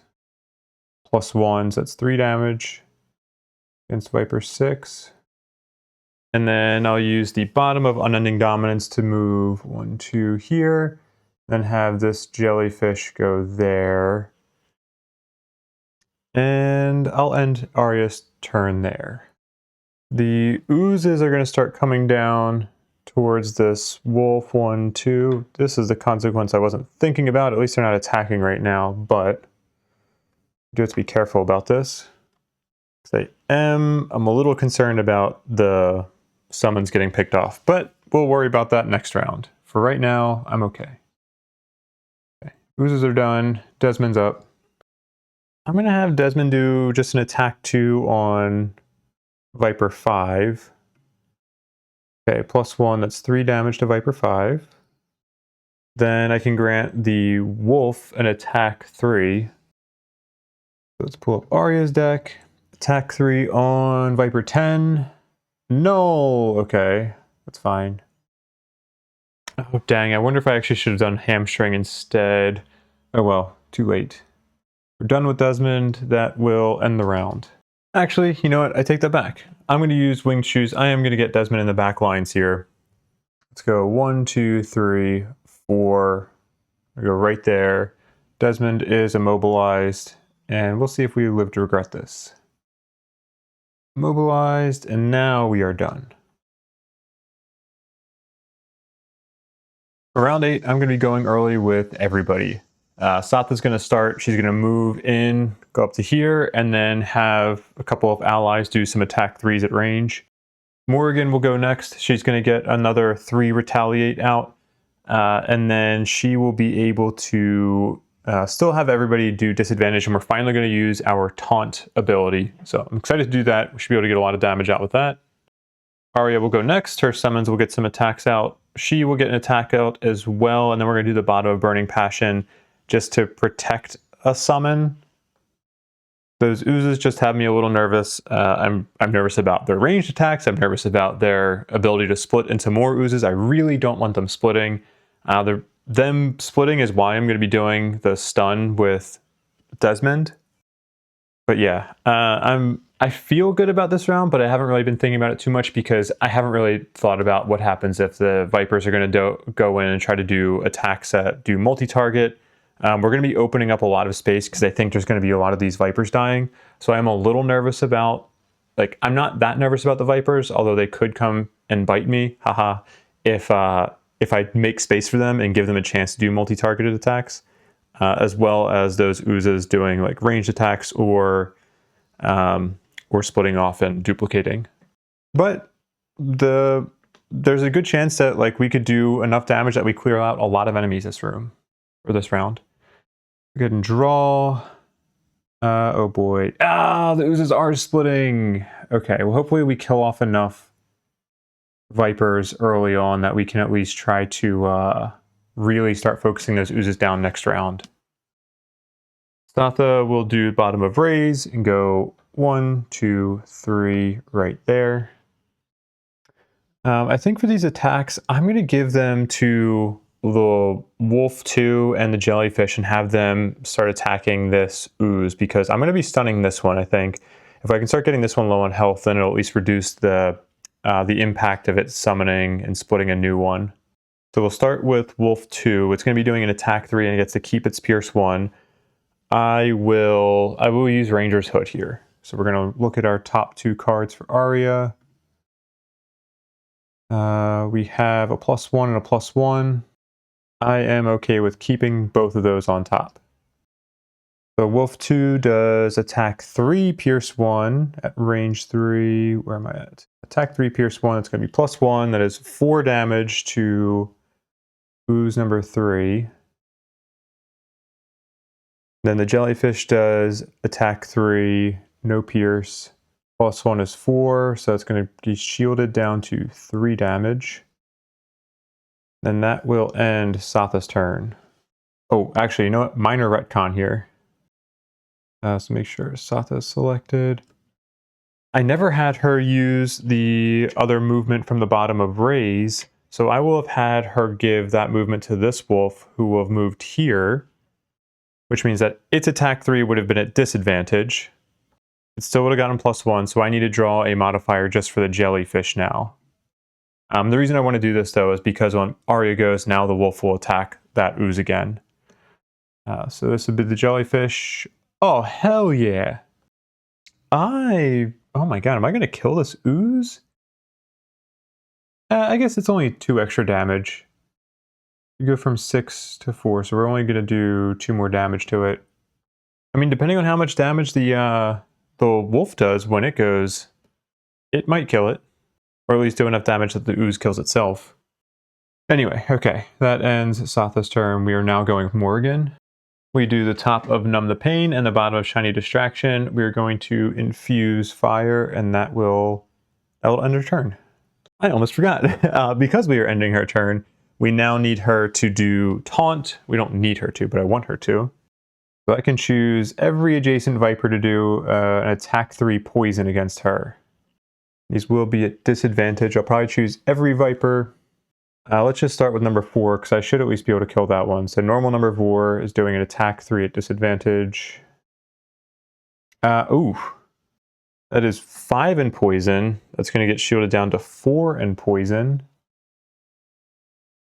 Take 4 damage, and then the poison will get healed away.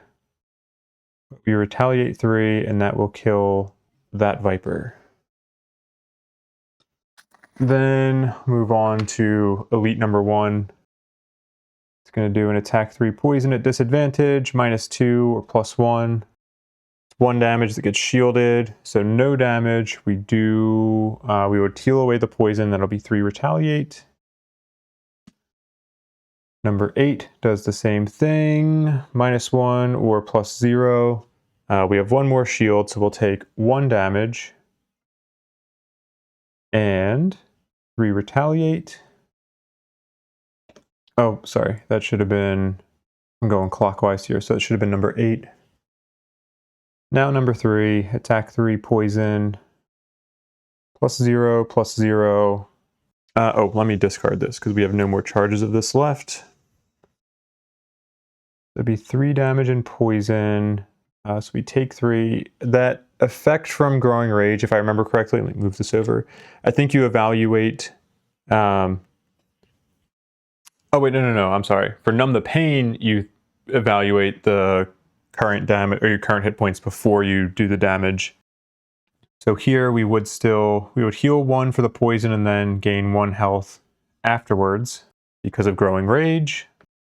That is 3 retaliate to number 3. Viper 6 hits us with another attack 3 poison.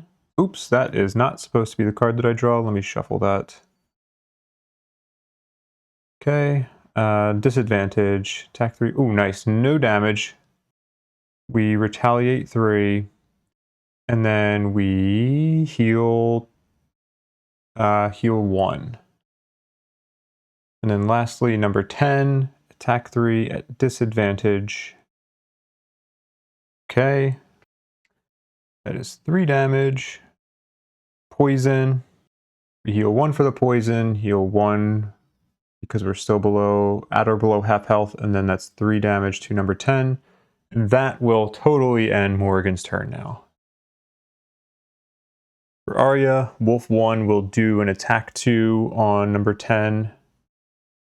+1 and invisible, so that is 3 damage to number 10. That's dead. And then there. I'm regretting losing my loot card with Arya. Damn. I knew I should have kept it. It only makes sense to have Hound 1 go invisible. Or Wolf 1. Okay. Wolf 2 will now do an attack 2 pierce 1 on Ooze 3. Alright, +0, so that is... Oh shoot, could I have done anything to help that? I don't think so. 2 damage. Then I will teleport this... Oh wait, let me double check. Does that say that it has to be... No, it can just be 1 of your summons. Alright, cool.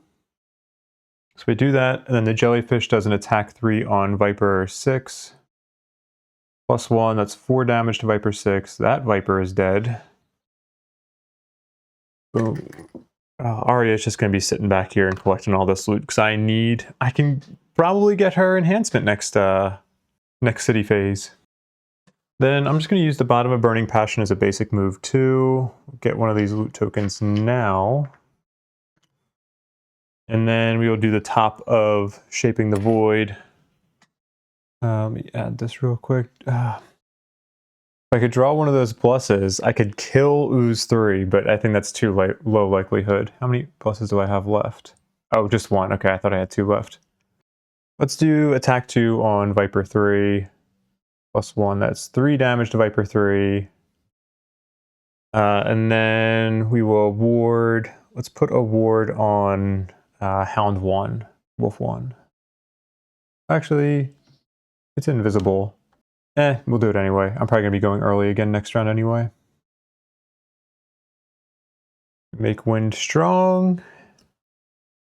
That ends Arya's turn. With Desmond, we will do the bottom of Do No Harm first on Ooze 2. Attack 2, poison. It's +2, it's 4, so 3 damage and poison. Poisoned. And then we are going to do the top of Prep for Surgery. Gain an experience to be an attack 4 stun. It's already getting stunned.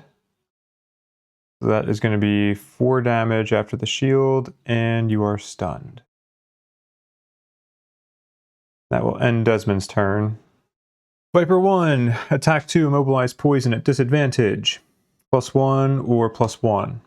That should get brought down to 2 damage. And then we're going to heal 1 of it back. So 2 damage, and then we heal 1. And, oh, I forgot to put Retaliate on her. I don't know how this is going to affect the stats. Oh, I didn't even keep those cards out for the round. 1 second. Alright, and then Retaliate 3. Then we'll do another attack 2 poison, disadvantage, +1 or +0. That'll get reduced down to 1 damage, which we will, of course, heal back.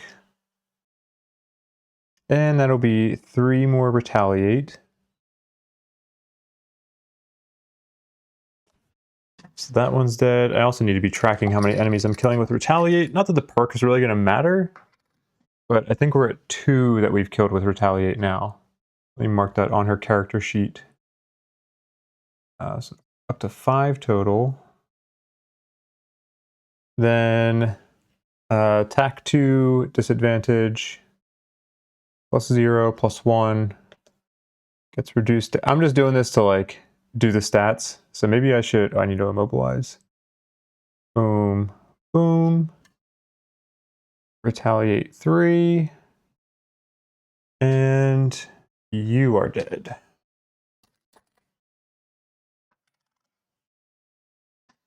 Then number 8 goes, disadvantage. All right. Boom, boom. 3 retaliate. And then another disadvantaged attack. Okay, so no damage, which means we'll actually get a net healing of 1. And 3 more retaliate, and you're dead. That's 2 more enemies that we've killed with retaliate. That was incredible.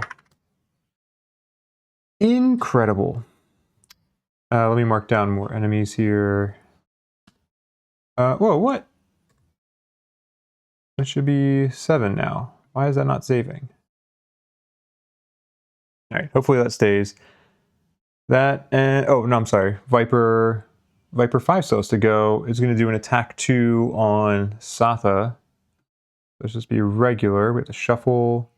Okay, no damage, but Satha is poisoned and immobilized. And then another attack 2 poison, so this would be attack 3, +1 is 4. Shielding 1, so it's back down to 3. And then she is warding, so that is 1 damage. Let's use Heavy Mace, why not? So we will attack it back for 1. Satha, attack 1. There we go. +0. Okay, so just 1 damage. Nope. Okay, there we go. Also, another retcon I'm going to do.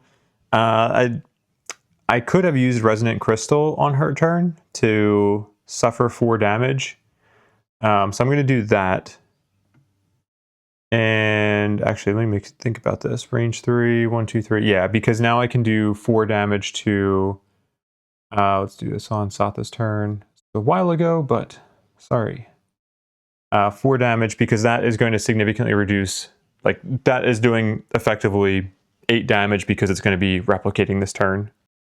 I think it'd be unfair to try to say we did it on number 3, because yes, that could kill it right now, but I don't... We've attacked number 3. I think it's fair to do it to number 8 because I haven't attacked it yet, so we'll just keep this. A small compromise. Okay, so now it is on the Ooze's turn. We will apply these effects. We're going to be summoning numbers 7 and 9. And those two have very little health, and we will end the round.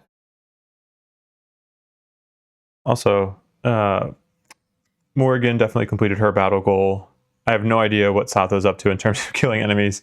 I don't think it should matter, but we can see the statistics at the end anyway, so I can just remove this. For round 9, I need to put my initiative in. I'll keep it short. I think I'm going to be killing most of these enemies. Maybe 1 or 2 of them will be left alive, but I think I'm going to be killing most people. Monsters, sorry. No murdering of people in this scenario yet. Depends on what monsters we get in the future. Draw. What do we have? Giant Viper doing a potential multi-target. We're beating it. Ooze. Ooh, oozes are potentially doing big attacks, but hopefully not a problem. And part of that's going to be because of Morrigan just being so goddamn awesome again. We're going to be doing move 3, which is just going to be moving down to this spot down here. Oh gosh. Wait, 1 second. All right, now we're going to take 2 damage so that we can stun Ooze 8, or I'm sorry, Ooze 2. And we'll be reinfusing fire, but we're also going to be consuming this fire so that we can heal 2. And then we will retaliate 2, and at the end of her turn, we will force those oozes to attack us. Let's start with number 9, who's going to do an attack 3 poison. Oh, no disadvantage on this one. So attack 3 poison, +1, that's 4 damage. Reduced to 3. Then we heal the poison and then heal again. We retaliate 2 and we gain an experience. That was number... Oh, wait. Oh my gosh, I'm all crossed up. We'll say that was number 7 because I was thinking that was going to be the one that I would be killing with this. So, number 7 is dead. Oh gosh. Now let's have the elite number 3 do an attack 4 poison on us. Oh, damn. I knew there was a different perk I should have taken. Okay, I know what perk I'm taking next. I also know what item I have to buy next, but oh, shit, she is not going to be lasting much longer. Wait, I also need to go back and look at how much health these guys got spawned with, because that might have gotten messed up. Okay, no, I see what it is. It should have been this one that died over here. I see. Alright, well I'm losing 2 cards from the discard so that we ignore this damage. Numb the Pain and Strengthen Agony, and that is really going to shorten our lifespan with the Berserker. But we retaliate 2 against number 3, and that kills number 3. I should have just let the hounds go after that. The wolves. Darn. We do get to heal 1. And yeah, that is it for her. Wolf 1. We'll go 1, 2. Oh, geez.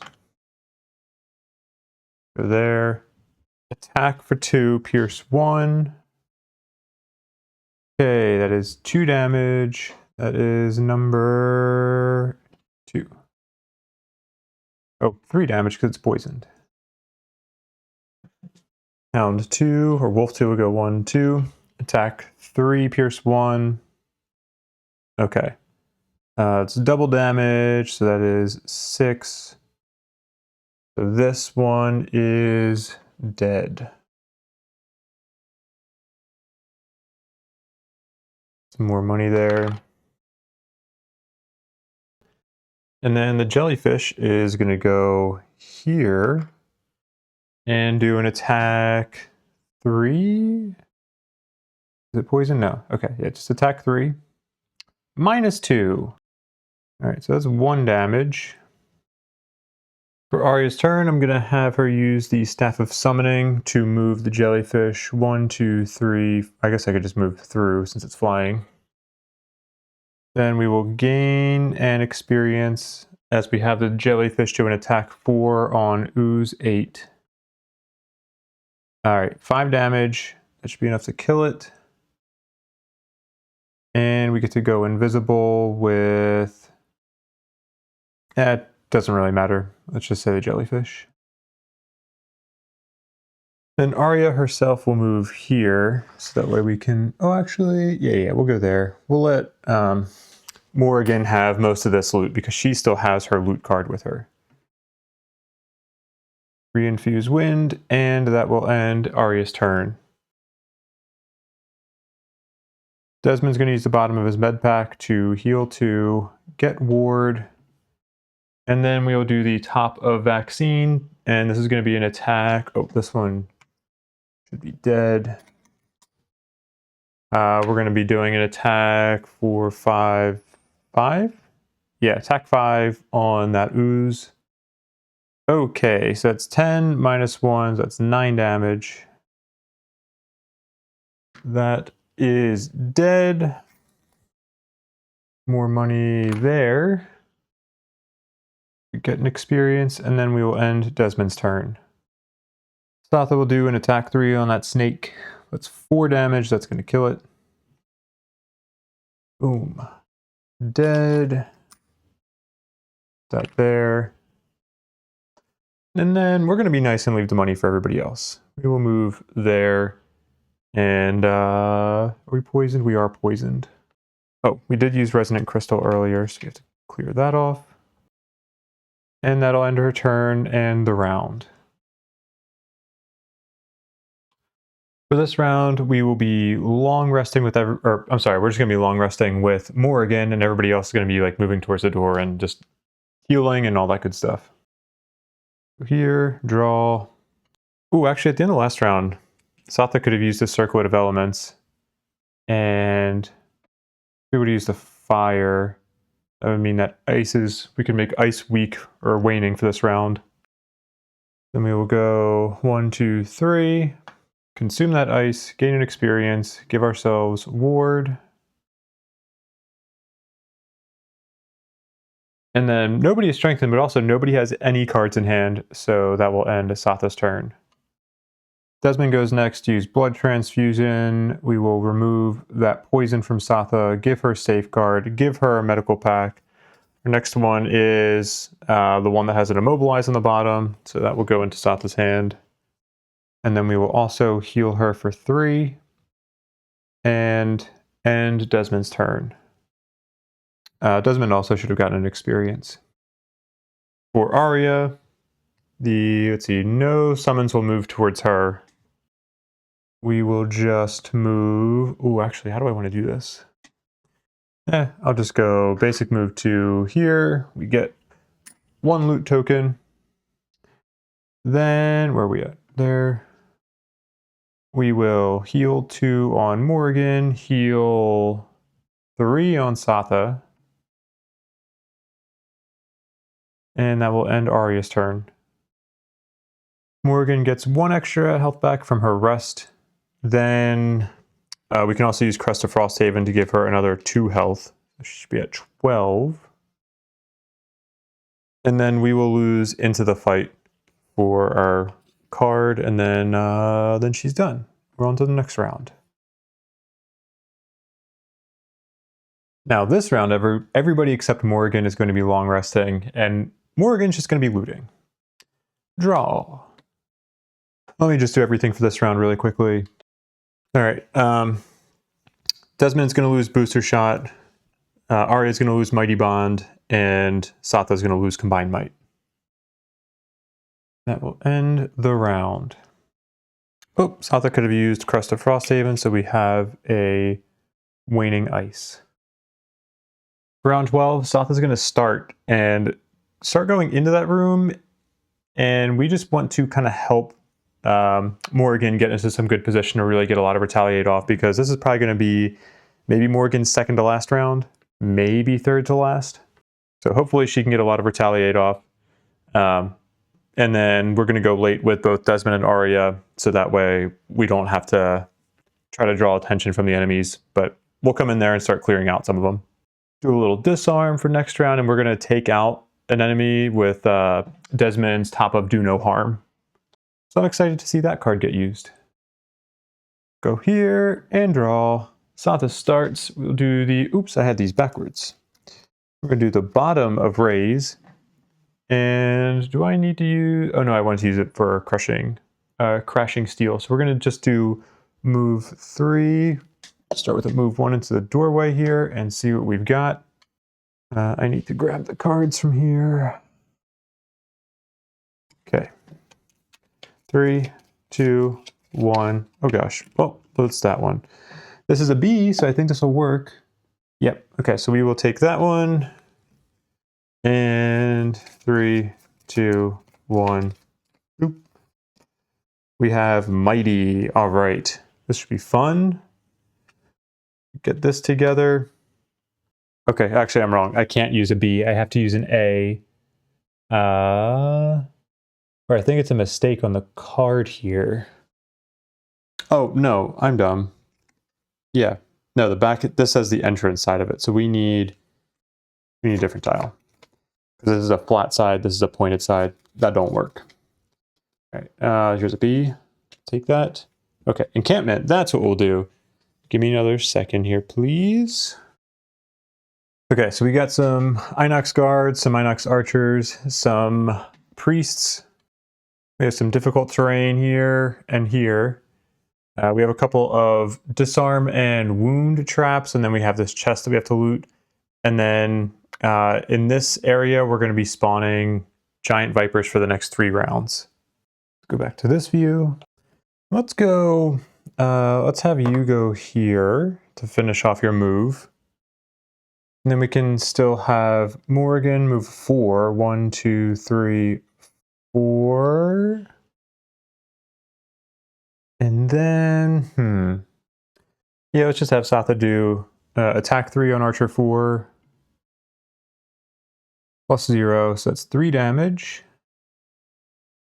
And then we will not do the push. We will also not do the move. We will consume the ice, gain an experience, and do another attack 3. Plus 1, that is 4 damage against that archer, and that will end Satha's turn. This also should be reset for Satha the hide armor. For Morrigan, we will do a move 3. 1, 2, 3 onto this difficult terrain, and then we're going to play the Top of Tireless Retribution, so we're going to have a total of 4 retaliate, and attacks get disadvantage against us, and that will end her turn. Then the Inox priests are going to go. Who's number 4? Number 4 back there is going to attack Satha. An attack 2. Oh wait, actually no. Sorry. Before I do this, I need to finish Morrigan's turn with the taunt. I will also use black card for Morrigan. Let's put this on that elite archer. So I don't remember if that's going to stay after after Morrigan dies. We will have the archer do an attack against us. It'll be an attack 4 at disadvantage. It's -1. Then we're shielding for 1, so that's 2 damage we'll take. And 5 retaliate. Then we heal 1. 5 retaliate.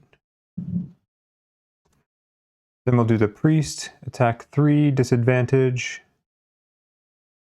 Okay, -1. Another shield, so we take 1 damage. Oops. Take 1 damage, and then we heal 1, and this is going to be another 5 retaliate. That is priest 6.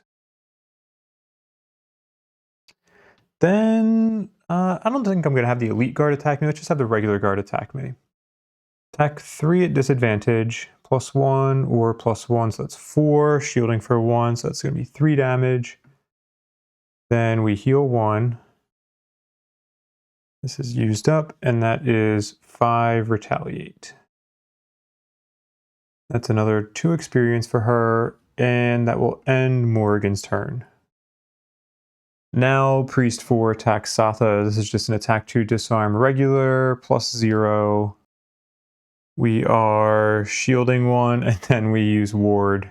So that's 1 damage, actually no damage, and then we ignore that disarm with safeguard.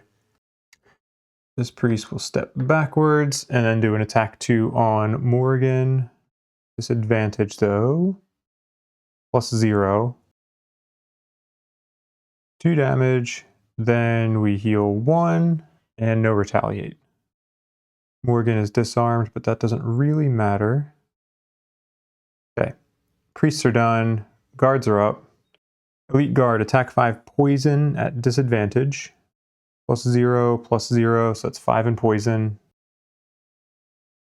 Okay, 5 damage. We heal away the poison with the first heal, and then we heal 1 more, and that'll be 4 retaliate. And then the other guard does an attack 3 at disadvantage, +1 or null. Great, no damage. We will end up healing for 2 and deal 4 retaliate. Then the guards are done, and the archers go. Archer 4 will step back here, and then do an attack 3, immobilize, and wound on Satha. And poison. So we shield 1. That is 2 damage, immobilize, wound, and poison.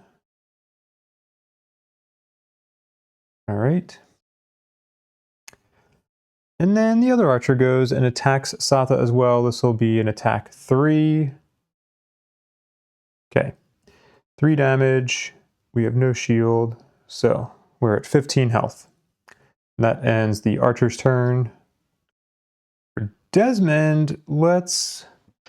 we're going to start with the bottom of hamstring. We're going to use our winged shoes, and we're going to move 6. Go 1, 2, 3, 4, 5, 6 there.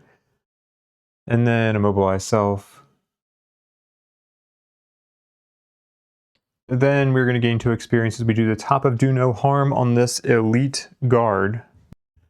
That'll be an attack 4 stun +1. That's 5 damage. 5 damage to you. I take 2 retaliate, which gets warded down to 1. Oh, actually, this should be 1 more damage because we had the top of vital strikes. And so do no harm. We're going to wound and stun. Wound, stun. And that will end Desmond's turn. Oh, and we are disarmed as well. I forgot about that. On Arya's turn, this hound or this wolf will go 1, 2, 3. 1, 2, 3. Attack 2 on that priest. No damage. Then we will move onto this coin. Pick that up. We will track that now. We will grant. Ooh, I guess we'll give the jellyfish. Move 2 to there. Actually, on second thought, we will have used the Staff of Summoning. Put this wolf there. Put the jellyfish here. Oh, dang. I need to not loot that 1 coin because otherwise I'm out of range of being able to do this disarm. So here I'm okay. Remove this, and then we will disarm Archer 2. Where are you at? Okay. Disarmed and done for the round. And we also spawn this elite viper. All right, I do need to short rest with Morrigan. 3, 2, 1. Okay, sure, we'll keep that. Tireless Retribution. Do I have a health to lose? Yes. Okay, I'm absolutely losing a health to keep that. And then let's use a different card. 3, 2, 1. Okay, we are losing Resolute Stand. That's fine. We can tolerate losing that one. Also, we can use the Crest of Frosthaven to give Morrigan back 2 health. For round 13, we're going to have Arya start, get the bottom of Burning Passion out so we can try to negate some damage that's probably going to be coming to a summon. And we're going to use Strength in Numbers to get some healing off, getting Morrigan some help, and also getting some of those negative conditions off of Satha. The basic idea of what I want to be doing overall is just like, I want to not have to worry about these enemies so I can start focusing down these enemies. And I haven't really thought about the Viper. The Viper's probably going to attack Satha, but I just kind of want to keep these enemies not doing anything so we can start getting rid of some of those enemies towards the north end of the map. So Morrigan will follow Arya, going immediately after her, getting a bunch of Retaliate out, stepping up here, and then maybe trying to kill these 3 enemies. I don't know, actually, how much health does Guard 3 have? Yeah, okay, so Guard 3 is not going to be dying, so my stun is still going to be useful that I end up doing with our Sawbones. But we should be able to do a fair amount of damage with all that Retaliate. From there, we'll have Satha go, and then Satha will allow a couple of her allies to do some ranged attacks. We can start picking off, hopefully killing 2 enemies up there. And then between all that and the summons going, I'm hoping that just all 3 of those enemies up there are going to be dead. And then lastly, we'll be going, I'll be going with Desmond, our Sawbones, to get that disarm off of him, and then just do a little attack and a stun on this guard. Most likely not killing it, but at least stunning it until next round. And then we can all start focusing on the southern end as we start spawning in more giant vipers. Okay, let's change and draw. All right, we are beating all of the enemies. The priests are healing, so hopefully we kill them. Guards will not be doing anything. Viper is going to do probably just an attack 3 poison. And then the elite archer maybe will be dead. The other one's disarmed. But I guess Wolf 1 is going to be going down here, and it will be doing an attack on that Viper. So that will be an attack 2 times 2. That's going to be 4 damage to that Viper. Not that useful right now, but hopefully helps us later. Then Wolf 2 does an attack 2 on Priest number 4. Plus 1, that's 3 damage to Priest 4. Oh yeah, they have a lot of health. I don't know if I'm going to be killing both of them. That was a lofty expectation to set. Jellyfish will do an attack 3. Ooh, nice. Okay, that's plus 2. That's going to be 5 damage, bringing you down to 7 health. Okay, let's stick with our plan. We'll do the bottom of Burning Passion and then heal 2 on both Satha. I guess Satha actually gets to heal 3, but she's poisoned. So yeah, Satha and Morrigan. For Satha, we will just clear off poison and wound. Morrigan gets 2 health. And that'll end Arya's turn. For Morrigan, we're going to do our retaliates, and then we will move up to here. And we'll now start doing our taunt. Let's start with Priest 6 attacking us for 3 at disadvantage. Times 2 or plus 1, so that's going to be 4 damage. Then we'll end up healing 2 of that back. So 4 damage, heal 2, then retaliate 4. Oh, I need to mark my retaliate. 1, 2, 3, 4. Okay, and then that's 4 damage to you. And to experience. Oops. Then that elite archer will attack us for 4 at disadvantage. Plus 1 or minus 2, so that's 2 damage, which we will heal back.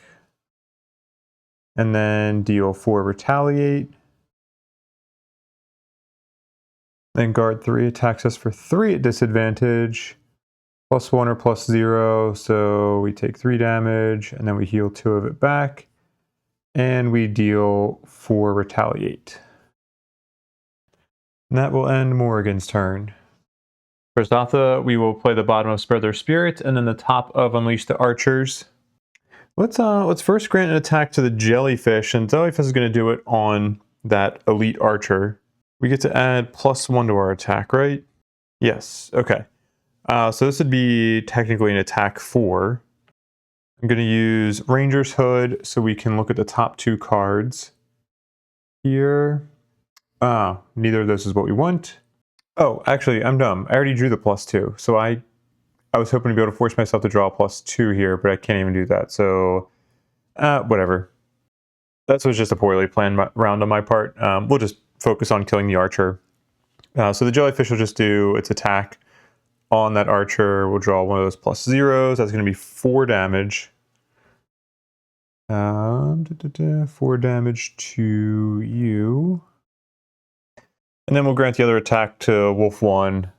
So be another attack 4 on that archer. Oh, look at that. Surprise. +0 teleport 2. Okay, so that's another 4 damage to this archer. Elite archer is dead. I gotta figure out if I actually want to teleport anybody. Nah, I don't care. I'll just leave him down there. Alright, that's gonna end Satha's turn. Oh, and then infuse ice. For Desmond, we start with the bottom of Blood Transfusion. We're going to give ourselves Safeguard. Going to remove all negative conditions. And then I'm going to gain experience and get a medical pack. And this next one is... heal oneself and poison self. Nice. Then I will do an attack 3 stun and gain an experience on guard 3. -2. I keep putting off using Fated Verses because I'm like, I'll need it for something more important, and I just have not been using it. So that is just 1 damage to you. You are stunned, and we take 1 retaliate damage. And then that is... I did gain the experience. It's going to end Desmond's turn. Priest 4, I think is going to heal Priest 6 for 3. And then Priest 6 is going to heal Priest 4 for 3. That'll end their turn. Oh, I need to put a little tracker on you, don't I? This should be... There we go, Sawbones tracker. All right, so they're both stunned, so we skip their turn. You are going to regain stun. Mark that, and mark a charge of this. All right, the Giant Viper will do an attack 3 poison on Wolf 1. This is +0, so it'll be 3 damage. Actually, it's warded too, right? Okay, well, it loses the ward. It's about to suffer 1 damage, but Burning Passion negates that. So we'll discard that. It does still get poisoned. And then that ends the Viper's turn, and the Archer is now up. The regular Archer, but is disarmed. So it is done. We go on to the next round. We also spawn this Viper here. I'm a little annoyed at myself. That last round was not good. I will short rest with the Berserker. 3, 2, 1. Okay. I'm pretty sure I really want to keep Tireless Retribution. Let me think. Yeah, I am going to keep that. So we'll lose 1 health and we will lose the other card, which is Unbridled Power. Oh, during Satha's turn, I will have her use the healing potion because she was not poisoned anymore. We'll just make sure we get that in. Round 14, I'm still not really putting that much thought into this, to be honest. I think I'm in good shape and I'm just kind of like, I'll just cruise through it, but knock on wood, hopefully I don't jinx myself. This will be Morrigan's last round. I mean, I guess I could long rest with her, but she's going to do some retaliate, try to get some damage off on both of these 2 enemies. Arya will go, have her summons do some damage, she'll land on a coin, you know how it is. Desmond is going to strengthen himself and attack both of these guards.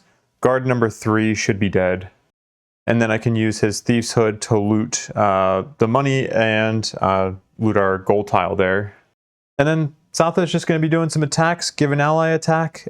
Maybe we'll kill Viper 1, but who the heck knows? I would like at least one of these priests to be dead. That's all I ask. I just need to I want to at least kill one of those priests and then maybe next round kill the other priest. All right, let's go in here and then let's hit this draw button, why don't we? Giant Viper is moving and attacking. Okay, just doing a small attack though. Inox Archer, small attack with some negative conditions, guards, well, elite will be stunned, normal will be dead, and then hopefully one of the Inox Priests is going to be dead. Oh, that has 4 or 10 health on it. Oh well. We'll figure it out. That's just my default saying when I'm like, I didn't feel like planning for this round. We'll just wing it. All right, for Morrigan, I'm just going to stay put. I'll play the top of Tireless Retribution. Bottom of Shiny Distraction is just going to infuse fire, and then that's it. Oh, sorry. Well, still her turn, technically. We're retaliating 3. And then we will start with the Priest attacking us first. It's an attack 3 at disadvantage. Okay, so that's 3 damage. 1, 2, 3, and then we're going to heal 2 of that. And she deals 3 retaliate to you. And we get an experience. And then we'll do the same thing to that guard. It's going to be an attack 3 at disadvantage. +0 and -1, so that's going to be 2 damage. Then we heal 2, and then we deal 4 retaliate. Oops, wrong person. That would be you. Another one. All right, now we end Morrigan's turn for good. Wolf 1. Oh, right. It's, dang, that Viper 1. That one's the one at full health. This is dumb. All right. I'm going to do an attack 2 on Viper 1. That is +1, so it's going to be 3 damage on Viper 1. And then we will make Wolf 1 also invisible. Wolf 2. Wolf 2 is going to do an attack 2 on Priest 4. +1, that is 3 damage to Priest 4. And then the Jellyfish is going to do an attack 3 on Priest 4. Okay, +0, so it's going to be another 3 damage. Okay. All right, I knew I've been saving this for a good reason. I'm going to do, I will do Unwavering Hand to give the Jellyfish an attack 4. We're going to gain an experience. Wow, I've not gained that much experience with Arya. This seems wrong. I feel like maybe I've mistracked this scenario. But this will be an attack 4, and we're going to use Fated Verses from Morrigan to give that attack advantage. Attack 4 at advantage. Nice, +0 is all we needed. So 4 damage to this priest. And nice, we did at least kill one of those priests, and we killed the stronger one too, or the one with more health. So that's great. And as a reward for that, I think I will step back here and take this money token. You know, I deserve it. It's a little reward, a little sweet treat. And that'll end Arya's turn. Oh, and we infuse wind. Desmond does the bottom of his medical pack, heals 1, Safeguard takes care of that poison. We strengthen ourselves. And then we're going to do an attack 5 at advantage on number 3. Guard 3, that is. +0 or null. All right, I will take that +0. So that'll be 5 damage, and that is enough to kill guard number 3. And then the other attack, oh, and then we're going to do Thief's Hood, which will be loot the gold tile, and 2 money tokens. Make sure we track that. And then we're going to do an attack 5 on guard 2 at advantage. Hell yeah, baby! ×2, is that going to be enough to kill it? No. No, it's not, but it's still a good chunk of damage. We do that, and then we take 2 damage from Retaliate, and then that will end Desmond's turn. The Vipers are going to go before Satha. That wolf is invisible, so it's going to be an attack 2 poison on Satha. +1, that's 3 in poison. Okay, 3 damage and poisoned. And let's have this guy go here, and then it'll do an attack 2 and poison, or really an attack 3 and poison on Satha. That's 4 damage. That is lame.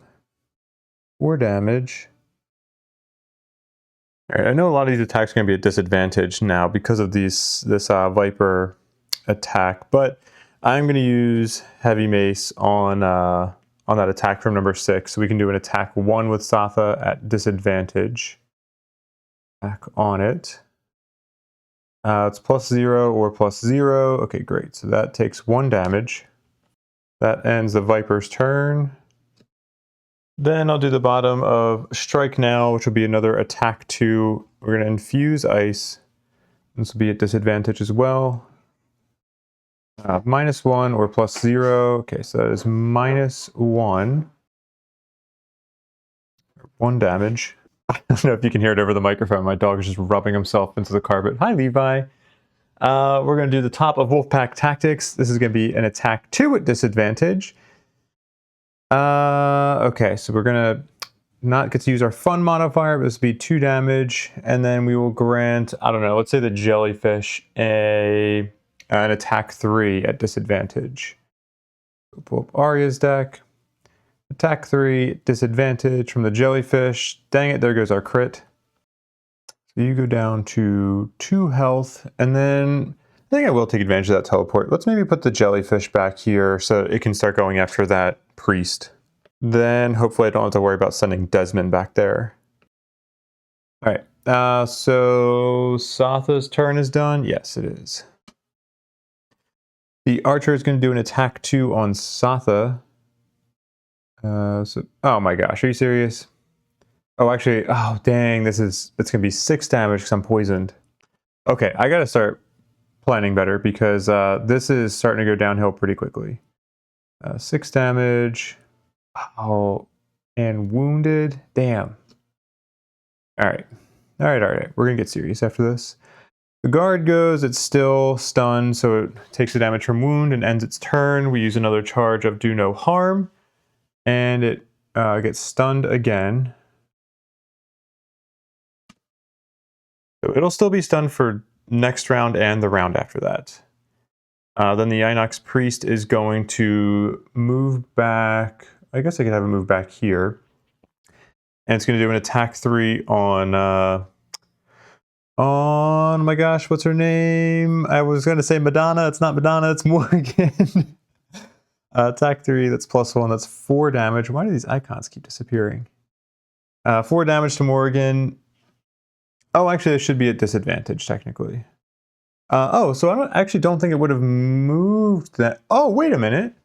Actually, I don't think it would move because it's not going to be able to lose disadvantage. So it's going to do that attack 3 from right where it's at. I didn't even think about this. I think this is right. So we would be taking 3 damage to Morrigan, then she's going to heal back 2. And then she will retaliate 3. That is great. Oh, I should have removed Satha's cards. 1 second. Okay. Yeah, I think this is correct. So that's going to end the priest turn. That's going to end that round. And then we will be spawning in one more Viper. It's going to go here. Then I will short rest with everybody except Morrigan. And these can go in the discard because Morrigan will probably just have long rest. So she can be around for one more round to hang out with everybody. Oh my gosh. Every time I try to shuffle, I suck. 3, 2, 1. Okay. Blood transfusion. Yeah, at this point I'm okay with losing that. For Arya, we are going to be losing 3, 2, 1. Wow. That's embarrassing. This is worse than my Eon Trespass Odyssey shuffling. Like, I gave myself shit for shuffling really bad in that and just dropping cards, but like some of these have been on a next level bad. 3, 2, 1. All right. Planar protection. Yeah, I'm going to start getting offensive right now. And then Satha, 3, 2, 1. Wolfpack Tactics. Sure, we can lose that. I'm not even on the right screen. Oh, shoot. For Desmond, I accidentally shuffled his medical pack back into my hand, so we'll just put that in his medical pack stack. All right, for round 15, Satha is going to go first. We're going to use the bottom of Crashing Steel. Maybe go here and do an attack 2 to get brittle on a bunch of enemies. Maybe I'll do Raise to take out this guard, although maybe I'll do top of raise on this archer. Some of this is going to depend on what the enemies are doing because it will, I don't know, I don't need to take out this guard. I don't need to rush to do it. But if I don't attack it this round after giving it brittle, then that brittle is going to get kind of wasted by just doubling the wound damage. So we'll see about that. But whatever she does is probably going to affect what Desmond's going to do, because Desmond's going to come somewhere in here. 1, 2, 3, 4. Yeah, I could even go here if I need to. He's going to position himself to be able to maybe take advantage from some of the brittle that Satha is leaving. Maybe he sneaks up here and tries to kill maybe both of these giant vipers, depending on how much damage Satha does. Also, it depends on how much damage this wolf one does to this viper when it attacks it, because on Arya's turn, hopefully, I mean, what's probably going to end up happening is that this wolf comes up here, attacks his priest, maybe not enough damage, and then the jellyfish has to finish it off. Otherwise, if we get lucky, then the wolf would come up here, attack it, kill it, and then the jellyfish can come down here and get an attack off on somebody. So, potential for a lot of damage, just hard to kind of tell what's going to happen until we actually draw initiatives and see. As is the case like every round. Oh wow, everybody's going really early. Except for the snakes. The snakes are not going early, but they can be doing a lot of attack. So, gotta be careful about that. Oh, fuck. My dumbass forgot that Satha is immobilized. Oh, no. Oh, shoot. Whatever. I think, knock on wood, I think we're in relatively good shape. I think I'll be okay. I'm probably still just gonna, I really just want to do the bottom of Crashing Steel. So we're going to do it. We're still going to do the bottom of Crashing Steel. We're just going to stay put. So it's going to be 2 experience. And then we're going to do an attack 2, all adjacent enemies, brittle. Let's start with Viper 6. Plus 2. Yeah, it only had 2 health. Okay, so that's 4 damage. Your deadass is brittled too, buddy. You better believe it. Yeah, that's right. I'm talking to a dead snake. Then attack 2 brittle on number 1. Boom. Hey, fuck you. That's not very cool. I need to figure out how to get brittle in this. I guess for now I'll just use Satha's token. Actually, and I guess I won't need it for long because Satha's going to be retiring. Alright, so ice is going to be strong. We are still going to be using the ice that's available now. No, we're not. No, we're not at all. We're just going to do an attack 3. Attack 3 wound on this viper. Come on. Alright, that's 4 damage. And then the brittle goes away. Is wounded. And then that will end Satha's turn. This is supposed to be like an epic ending for Satha. Doesn't really feel all that epic though. Doing this. Yeah, this is Arya's turn coming up. The wolf number 1 is going to do an attack 2. Plus 0, that's 2 damage to that little snaky boy. Then wolf 2 will go here because the priest comes... yes, priest comes before the viper. So attack 2 on the priest. Ooh, baby. Okay, that's good. 3 damage to the priest. Alright, nice. And wind is waning still, so this means my jellyfish can get a little mobile here.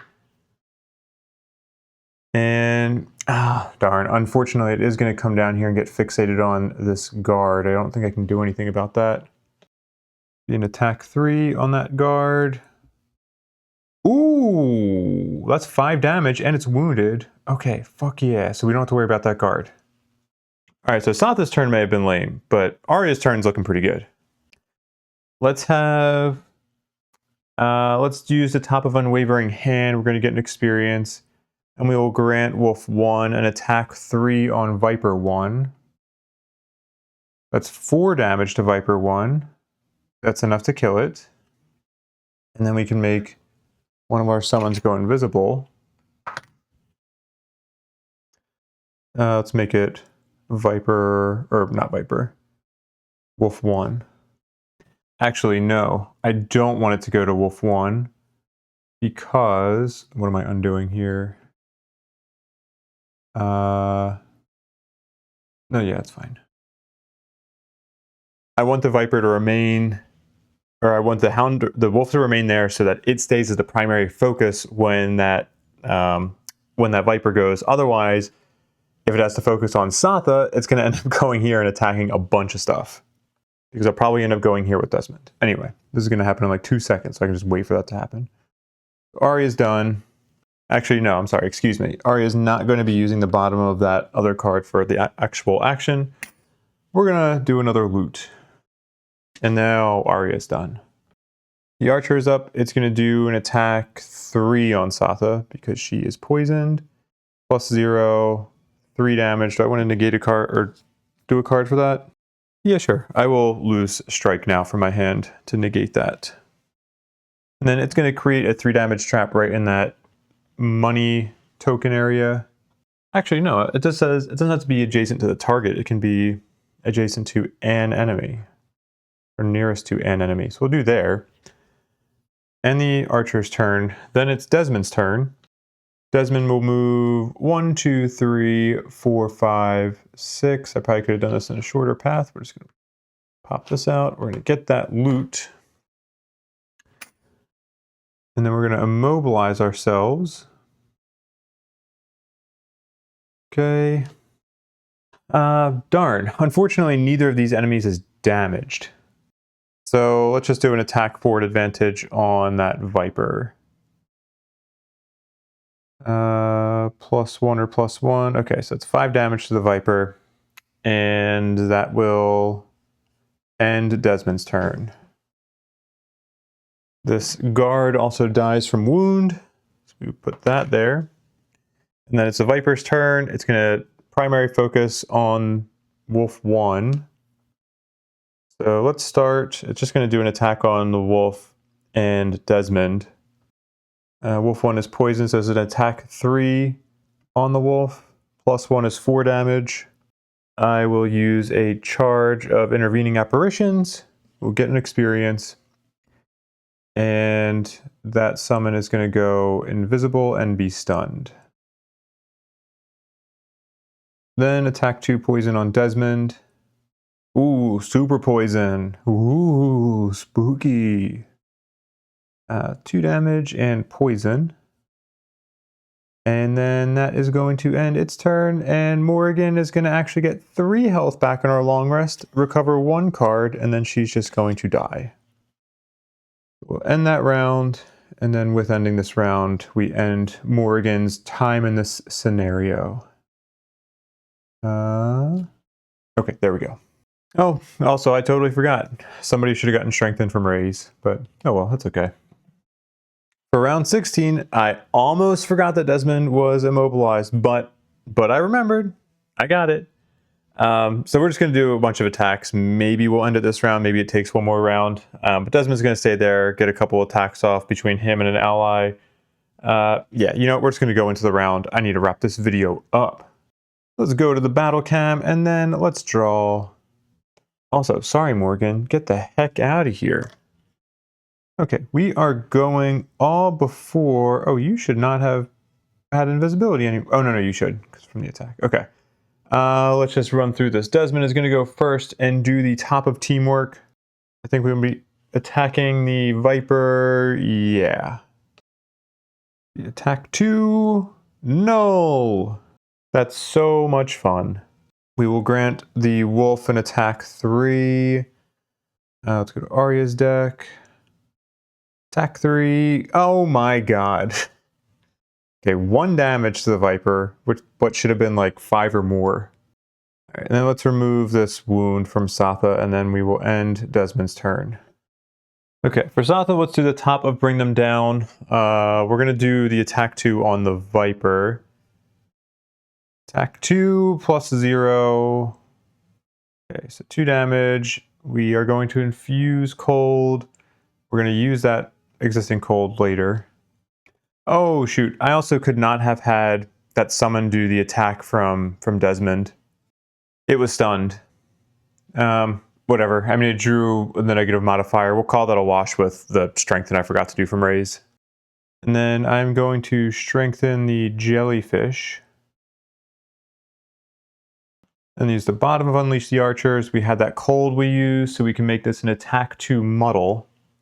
Let's just see if we can kill off this Viper. Yeah, so this will be attack 2 muddle on the Viper, +0. We already infused cold, so 2 damage.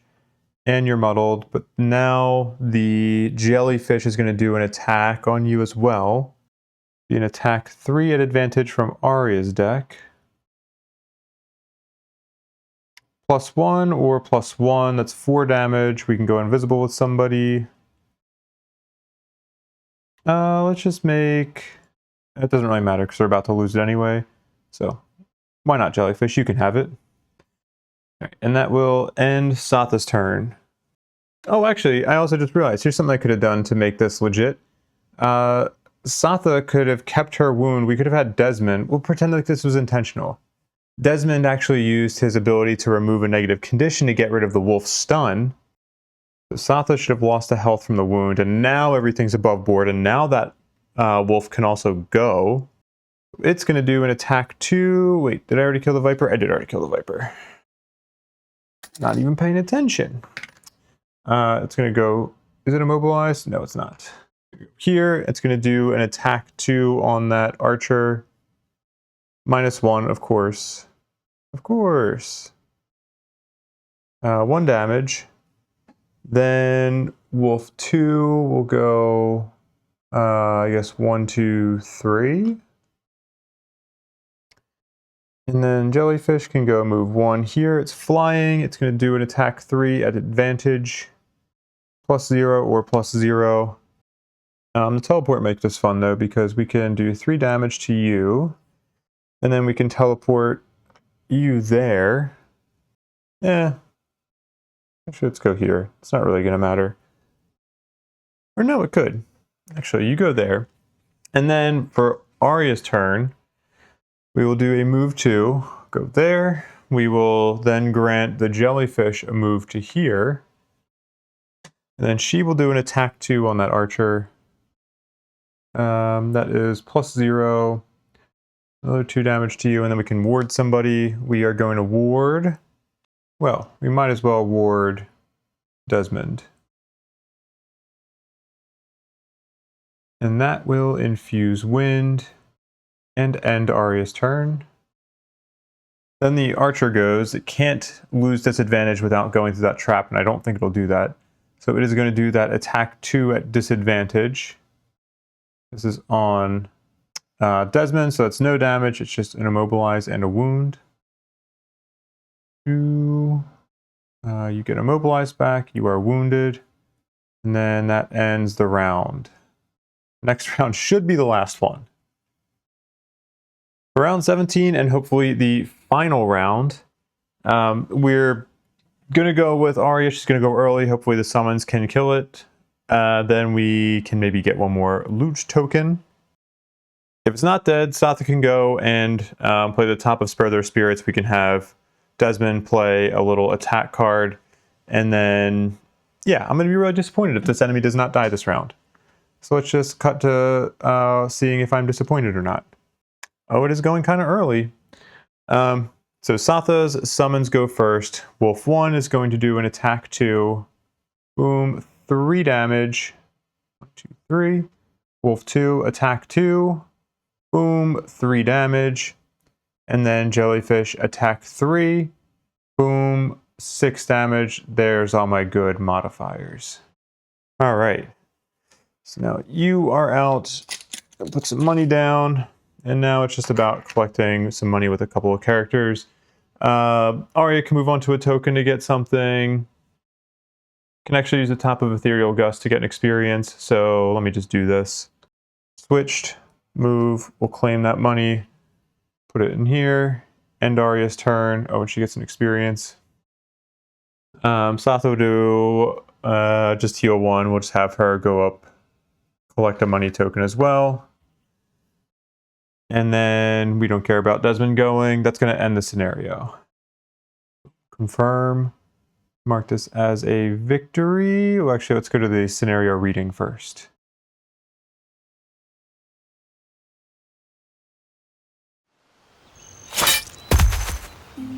After a vicious battle, the forest falls still.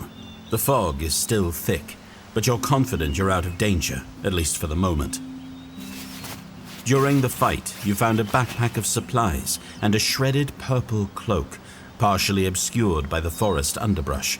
It must have belonged to a bandit who wasn't quite skilled enough to make it through these woods alive. Along with some food, you find a detailed map of the area with precise instructions on navigating through the forest and to their camp. Eager to finally find the bandits responsible for all your pain, you orient yourself and march toward the end of your quest.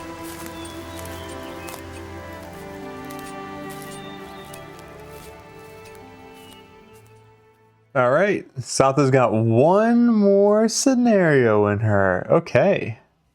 Dang, I'm actually kind of disappointed because I was really hoping to be able to go and buy that enhancement I really want for Arya's summons. But I'll have to wait. All right, so mark this as successful. Who completed their battle goals? Desmond should have 4 cards in his discard. So yes, Desmond completed his. Arya definitely completed hers. What was Morrigan's again? Ritualist. Oh yeah, we marked that as completed already. And Satha, I don't know, did she complete hers? It says yes, but I can't remember for kill credit if she gets credit for granting. I'm going to say no, she did not. This is a, what is it, force-linked scenario. So technically, even though Satha leveled up, we shouldn't actually be leveling up with her until next city phase. But probably for fun, I'll just end up leveling up with her because otherwise I don't think we're actually going to be playing with her at level 7. So we'll do it. We'll save the level up for Desmond though. But next video's intro should be a lot shorter because of the force-linked scenario. Yeah, some of these stats, like I could believe 101 damage for Arya. That kind of makes sense to me. I don't understand where so 32 heals received makes sense. Healed others for 20. Oh, well, okay. I mean, I think these numbers should be the same. I don't think she healed anybody but herself, but that was probably from me tracking it weird. I am curious how if the damage dealt is representative of all of the retaliate damage that I did. I'm not sure. I mean, it definitely has to include some of it because there's no way I did 74 actual attack damage, but like I thought with all the retaliate I did, maybe it would be a little bit higher. But who knows? Quick debrief and then we will wrap this up. I thought this was a really fun scenario in terms of just like having a random scenario be part of the campaign, or at least for somebody's personal quest. I do like random scenarios. They are like stressful in a weird way in terms of just like who the hell knows what you're going to be facing, especially with like trying to pick your cards ahead of time. Like I looked at the cards once before starting the video to kind of get an idea for like, oh, do I need to bring the card that's going to be like anti-retaliate for Arya? But I didn't do too much looking at it. But yeah, I mean, we had Vipers in literally every room, and like they're not too bad. Like we didn't get too screwed over by them. So it just adds a little twist to it. It's been a while since I've done the random scenarios. So I actually forgot that they had the little minor and major penalties on there. This encampment kind of felt like a very fitting little place to end on too, thematically, for how the quest went. So I liked it. I thought it was fun. Yeah, in terms of how the actual scenario went, I think this first room was tough in terms of just, I wasn't able to do a lot of the setup that I normally do early on, especially with Arya. I mean, Arya and Morrigan, like I wasn't really able to get into her retaliate form in that first room. I wasn't able to get my summons out the way I wanted to in that first room either. I was eventually able to get the wolves out. It could have gone worse with having the wolves go before the jellyfish. Either I'm doing things wrong in terms of like I should be having things attack the summons when they're not, or I'm just pretty good at managing things, attacking them and making sure they don't get attacked. But I'm not using as many charges of intervening apparitions as I would have expected. I am kind of tempted to start trying to keep this out more for maybe like a rest cycle, maybe 2, to be able to take advantage of that attack, because it is so nice in larger parties. But yeah, it's also probably a combination of like some of the ways that I have of negating damage with Arya. I'm able to do that to protect my summons, and a combination of Satha having some abilities to allow that as well, or at least one in terms of the bottom of Spur Their Spirits. But yeah, I'm surprised at how consistently I've been able to keep those summons alive without using even all the charges of intervening apparitions. So yeah, that first room I thought I did a pretty good job of trying to make things work despite not being able to get my characters set up in ways that I'm used to having them set up. The second room, I mean, that was a breeze with how much damage that we were able to output with Retaliate from Morrigan. I mean, Morrigan was absolutely the MVP in that room, at least. Even in the first room, she was able to do a lot of crowd control with those stuns, which was really big considering there's not that many enemies. They were just very hard-hitting enemies. I do wish, or I will be getting the perk for her that is once each scenario, when damage from an attack would reduce your hit point value to less than 1, instead set your current hit point value to 2 or to 1 and perform attack 2 targeting the attacker. Blah, blah, blah. I did not need to read that whole thing verbatim. But I don't really care about doing the attack against the attacker. It is really nice that we can just avoid dying once. That would have been really handy in this, because her having to lose a card to negate damage, especially like she's a 9-card class, you're almost always going to be playing one persistent card with her, just because in all of her builds, it's a really good persistent card, where you have an option for a really good persistent card. So you're going down to an 8-card class. To lose a card to negate some damage is brutal. And I got a little sloppy with that. I also really need to consider getting the item that allows us to turn the ×2s into +0s for her, because she's, with how much enemies are going to be attacking her, she's probably going to be using that almost every scenario. Even with her getting mostly burned out in that second room, she was able to still like do a decent amount in this last room. So it wasn't like she was completely wiped out after that. But also in that second room, I think I did a good job there of still bringing my stuns and trying to make sure I was keeping those oozes under control, avoiding them from getting out other oozes too much there. I think maybe I only stopped it on a couple of enemies, but being able to, anytime you have enemies that can summon other enemies, it should be a priority to avoid that happening, because you are just adding so much more. You're adding more health that you have to try to damage out. You are also adding more damage that you have to mitigate because you're bringing other enemies onto it. Like, those summon abilities are just such a game changer. And I don't know, like I'm sure a lot of the scenarios that have those summon enemies, summoning enemies in them, they do have some plan to say like, okay, we assume you're probably going to have to summon like X number of enemies depending on how many characters you have. So if you're able to like completely negate that or like remove that ability, you are really swinging that scenario into your favor. So that's where those stun abilities can really come in handy.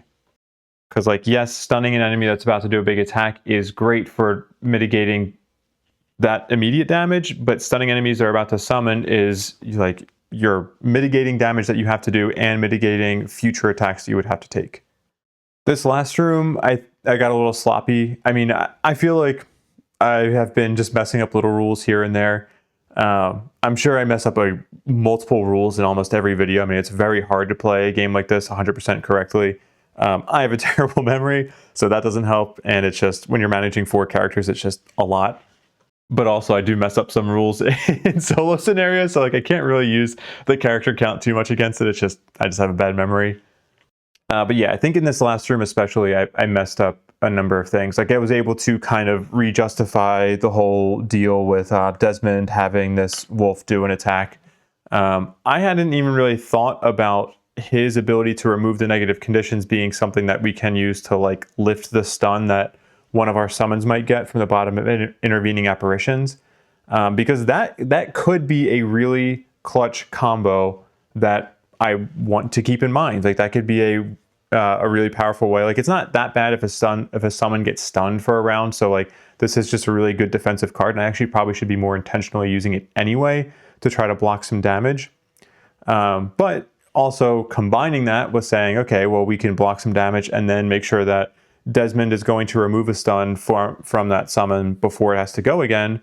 That is just a free invisibility and a free blocked damage. So I don't want to over-index on that. That could be kind of a weird combination to try to force myself to set up sometimes, but in a case like this, where I accidentally stumbled across it just to try to cover up a mistake, it actually was pretty cool. Lastly, like I think one of the things I love playing Satha as a character. I think one of the things that I'm having a tough time with her though, is that number one, I think I've kind of like dabbled in and out of some cards that are maybe meant for other builds. Like I think the card I took at level 6 is not really meant for the take command build as much. It's just a really fun attack and I really like it. But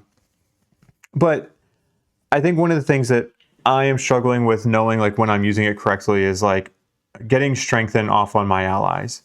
I probably should have gotten Battle Hymn much sooner in my career with Satha so that I could be making better use of the top of strike now, because I feel like I should be using, I don't know, like when I had her combined with Cragheart, it felt like an obvious pick to me to say like, okay, I want to bring as many of my cards as I can to do the take command combined with, having cards that allow me to have my allies play cards, because then you have somebody like Cragheart who has multiple AoE cards, and it's just like, oh, that is just a huge value. Like that is such a great pairing. But now that I don't have Cragheart in my party, I'm finding it hard to like get a good sense for if I'm playing Satha well, and I need to kind of like rethink what is the play style that I'm trying to go with for her, because I almost feel like I was using my party member Cragheart as a crutch for being like, I can just give you the things that allow you to get some extra cards out. I could be using it more often for helping the summoner get her summons out more quickly.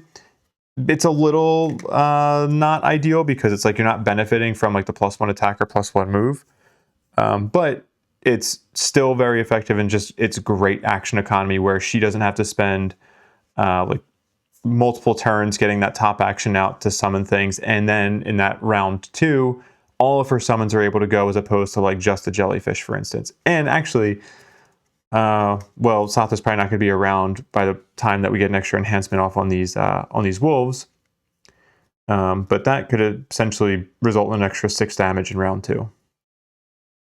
So yeah, I think I need to find other cards that I am trying to play more for the bottom actions.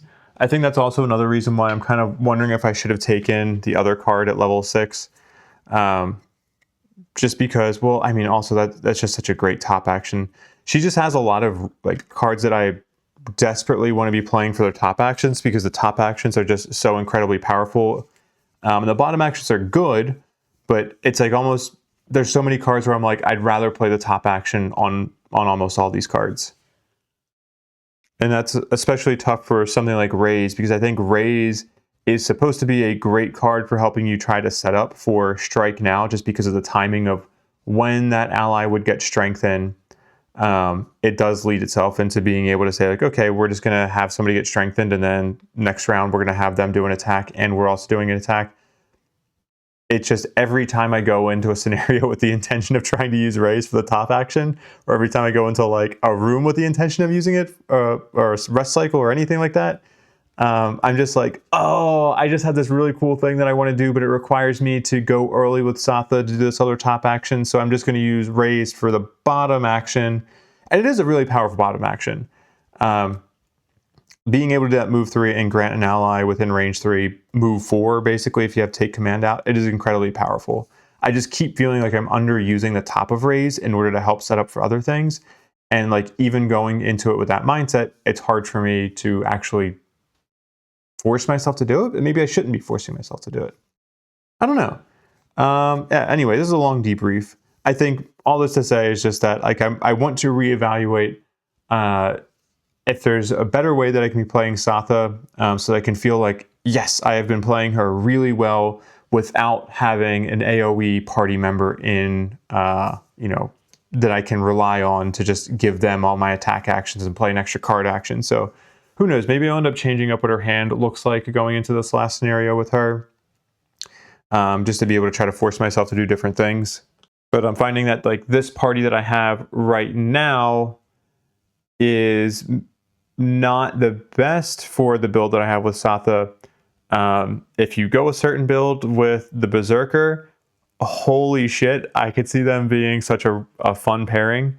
But yeah, with Sawbones and the Soultether not really having a lot of like, big AoE attacks, I'm seeing less value in that +1 attack from Take Command, or like trying to feel like that is the most effective way. Anyway, I love Satha. I think it's such a fun exercise to be like, okay, my party has changed. Now I feel like I'm not being as effective with the character. How do I change my playstyle to try to accommodate for that? But also at the same time, I might also just be overanalyzing this, because I'm just looking back at the screen over here, like 102 damage. She was technically putting out the most damage of any character in here. So like I might just be hyper fixating on something like this, where I was like just getting uber performance out of her, and now it's like, now that I'm just at like going from S tier performance to A+ performance, maybe I'm just too fixated on that. So I don't know. Let me know what you think. But she is just such a fun character. She makes my brain break with how much I'm trying to optimize, like, who do I give this extra card play to? But she is so fun to play with that. Anyway, all these thoughts will eventually make it into a class guide. That's the wrong screen. A class guide video that I'll eventually do on Satha. I still have to record the one for Cragcart, because yes, as of recording this video, I have not actually recorded the one for Cragcart yet, and this video is probably going over 3 hours. Holy shit. I'm going to end the video here. Thank you so much for watching. I appreciate your time. Yeah, I look forward to the next video, which will hopefully be a little bit shorter because we won't have as much of an introduction, but hopefully you enjoyed it. Have a great day. I love you. Go spread some joy to somebody in your life.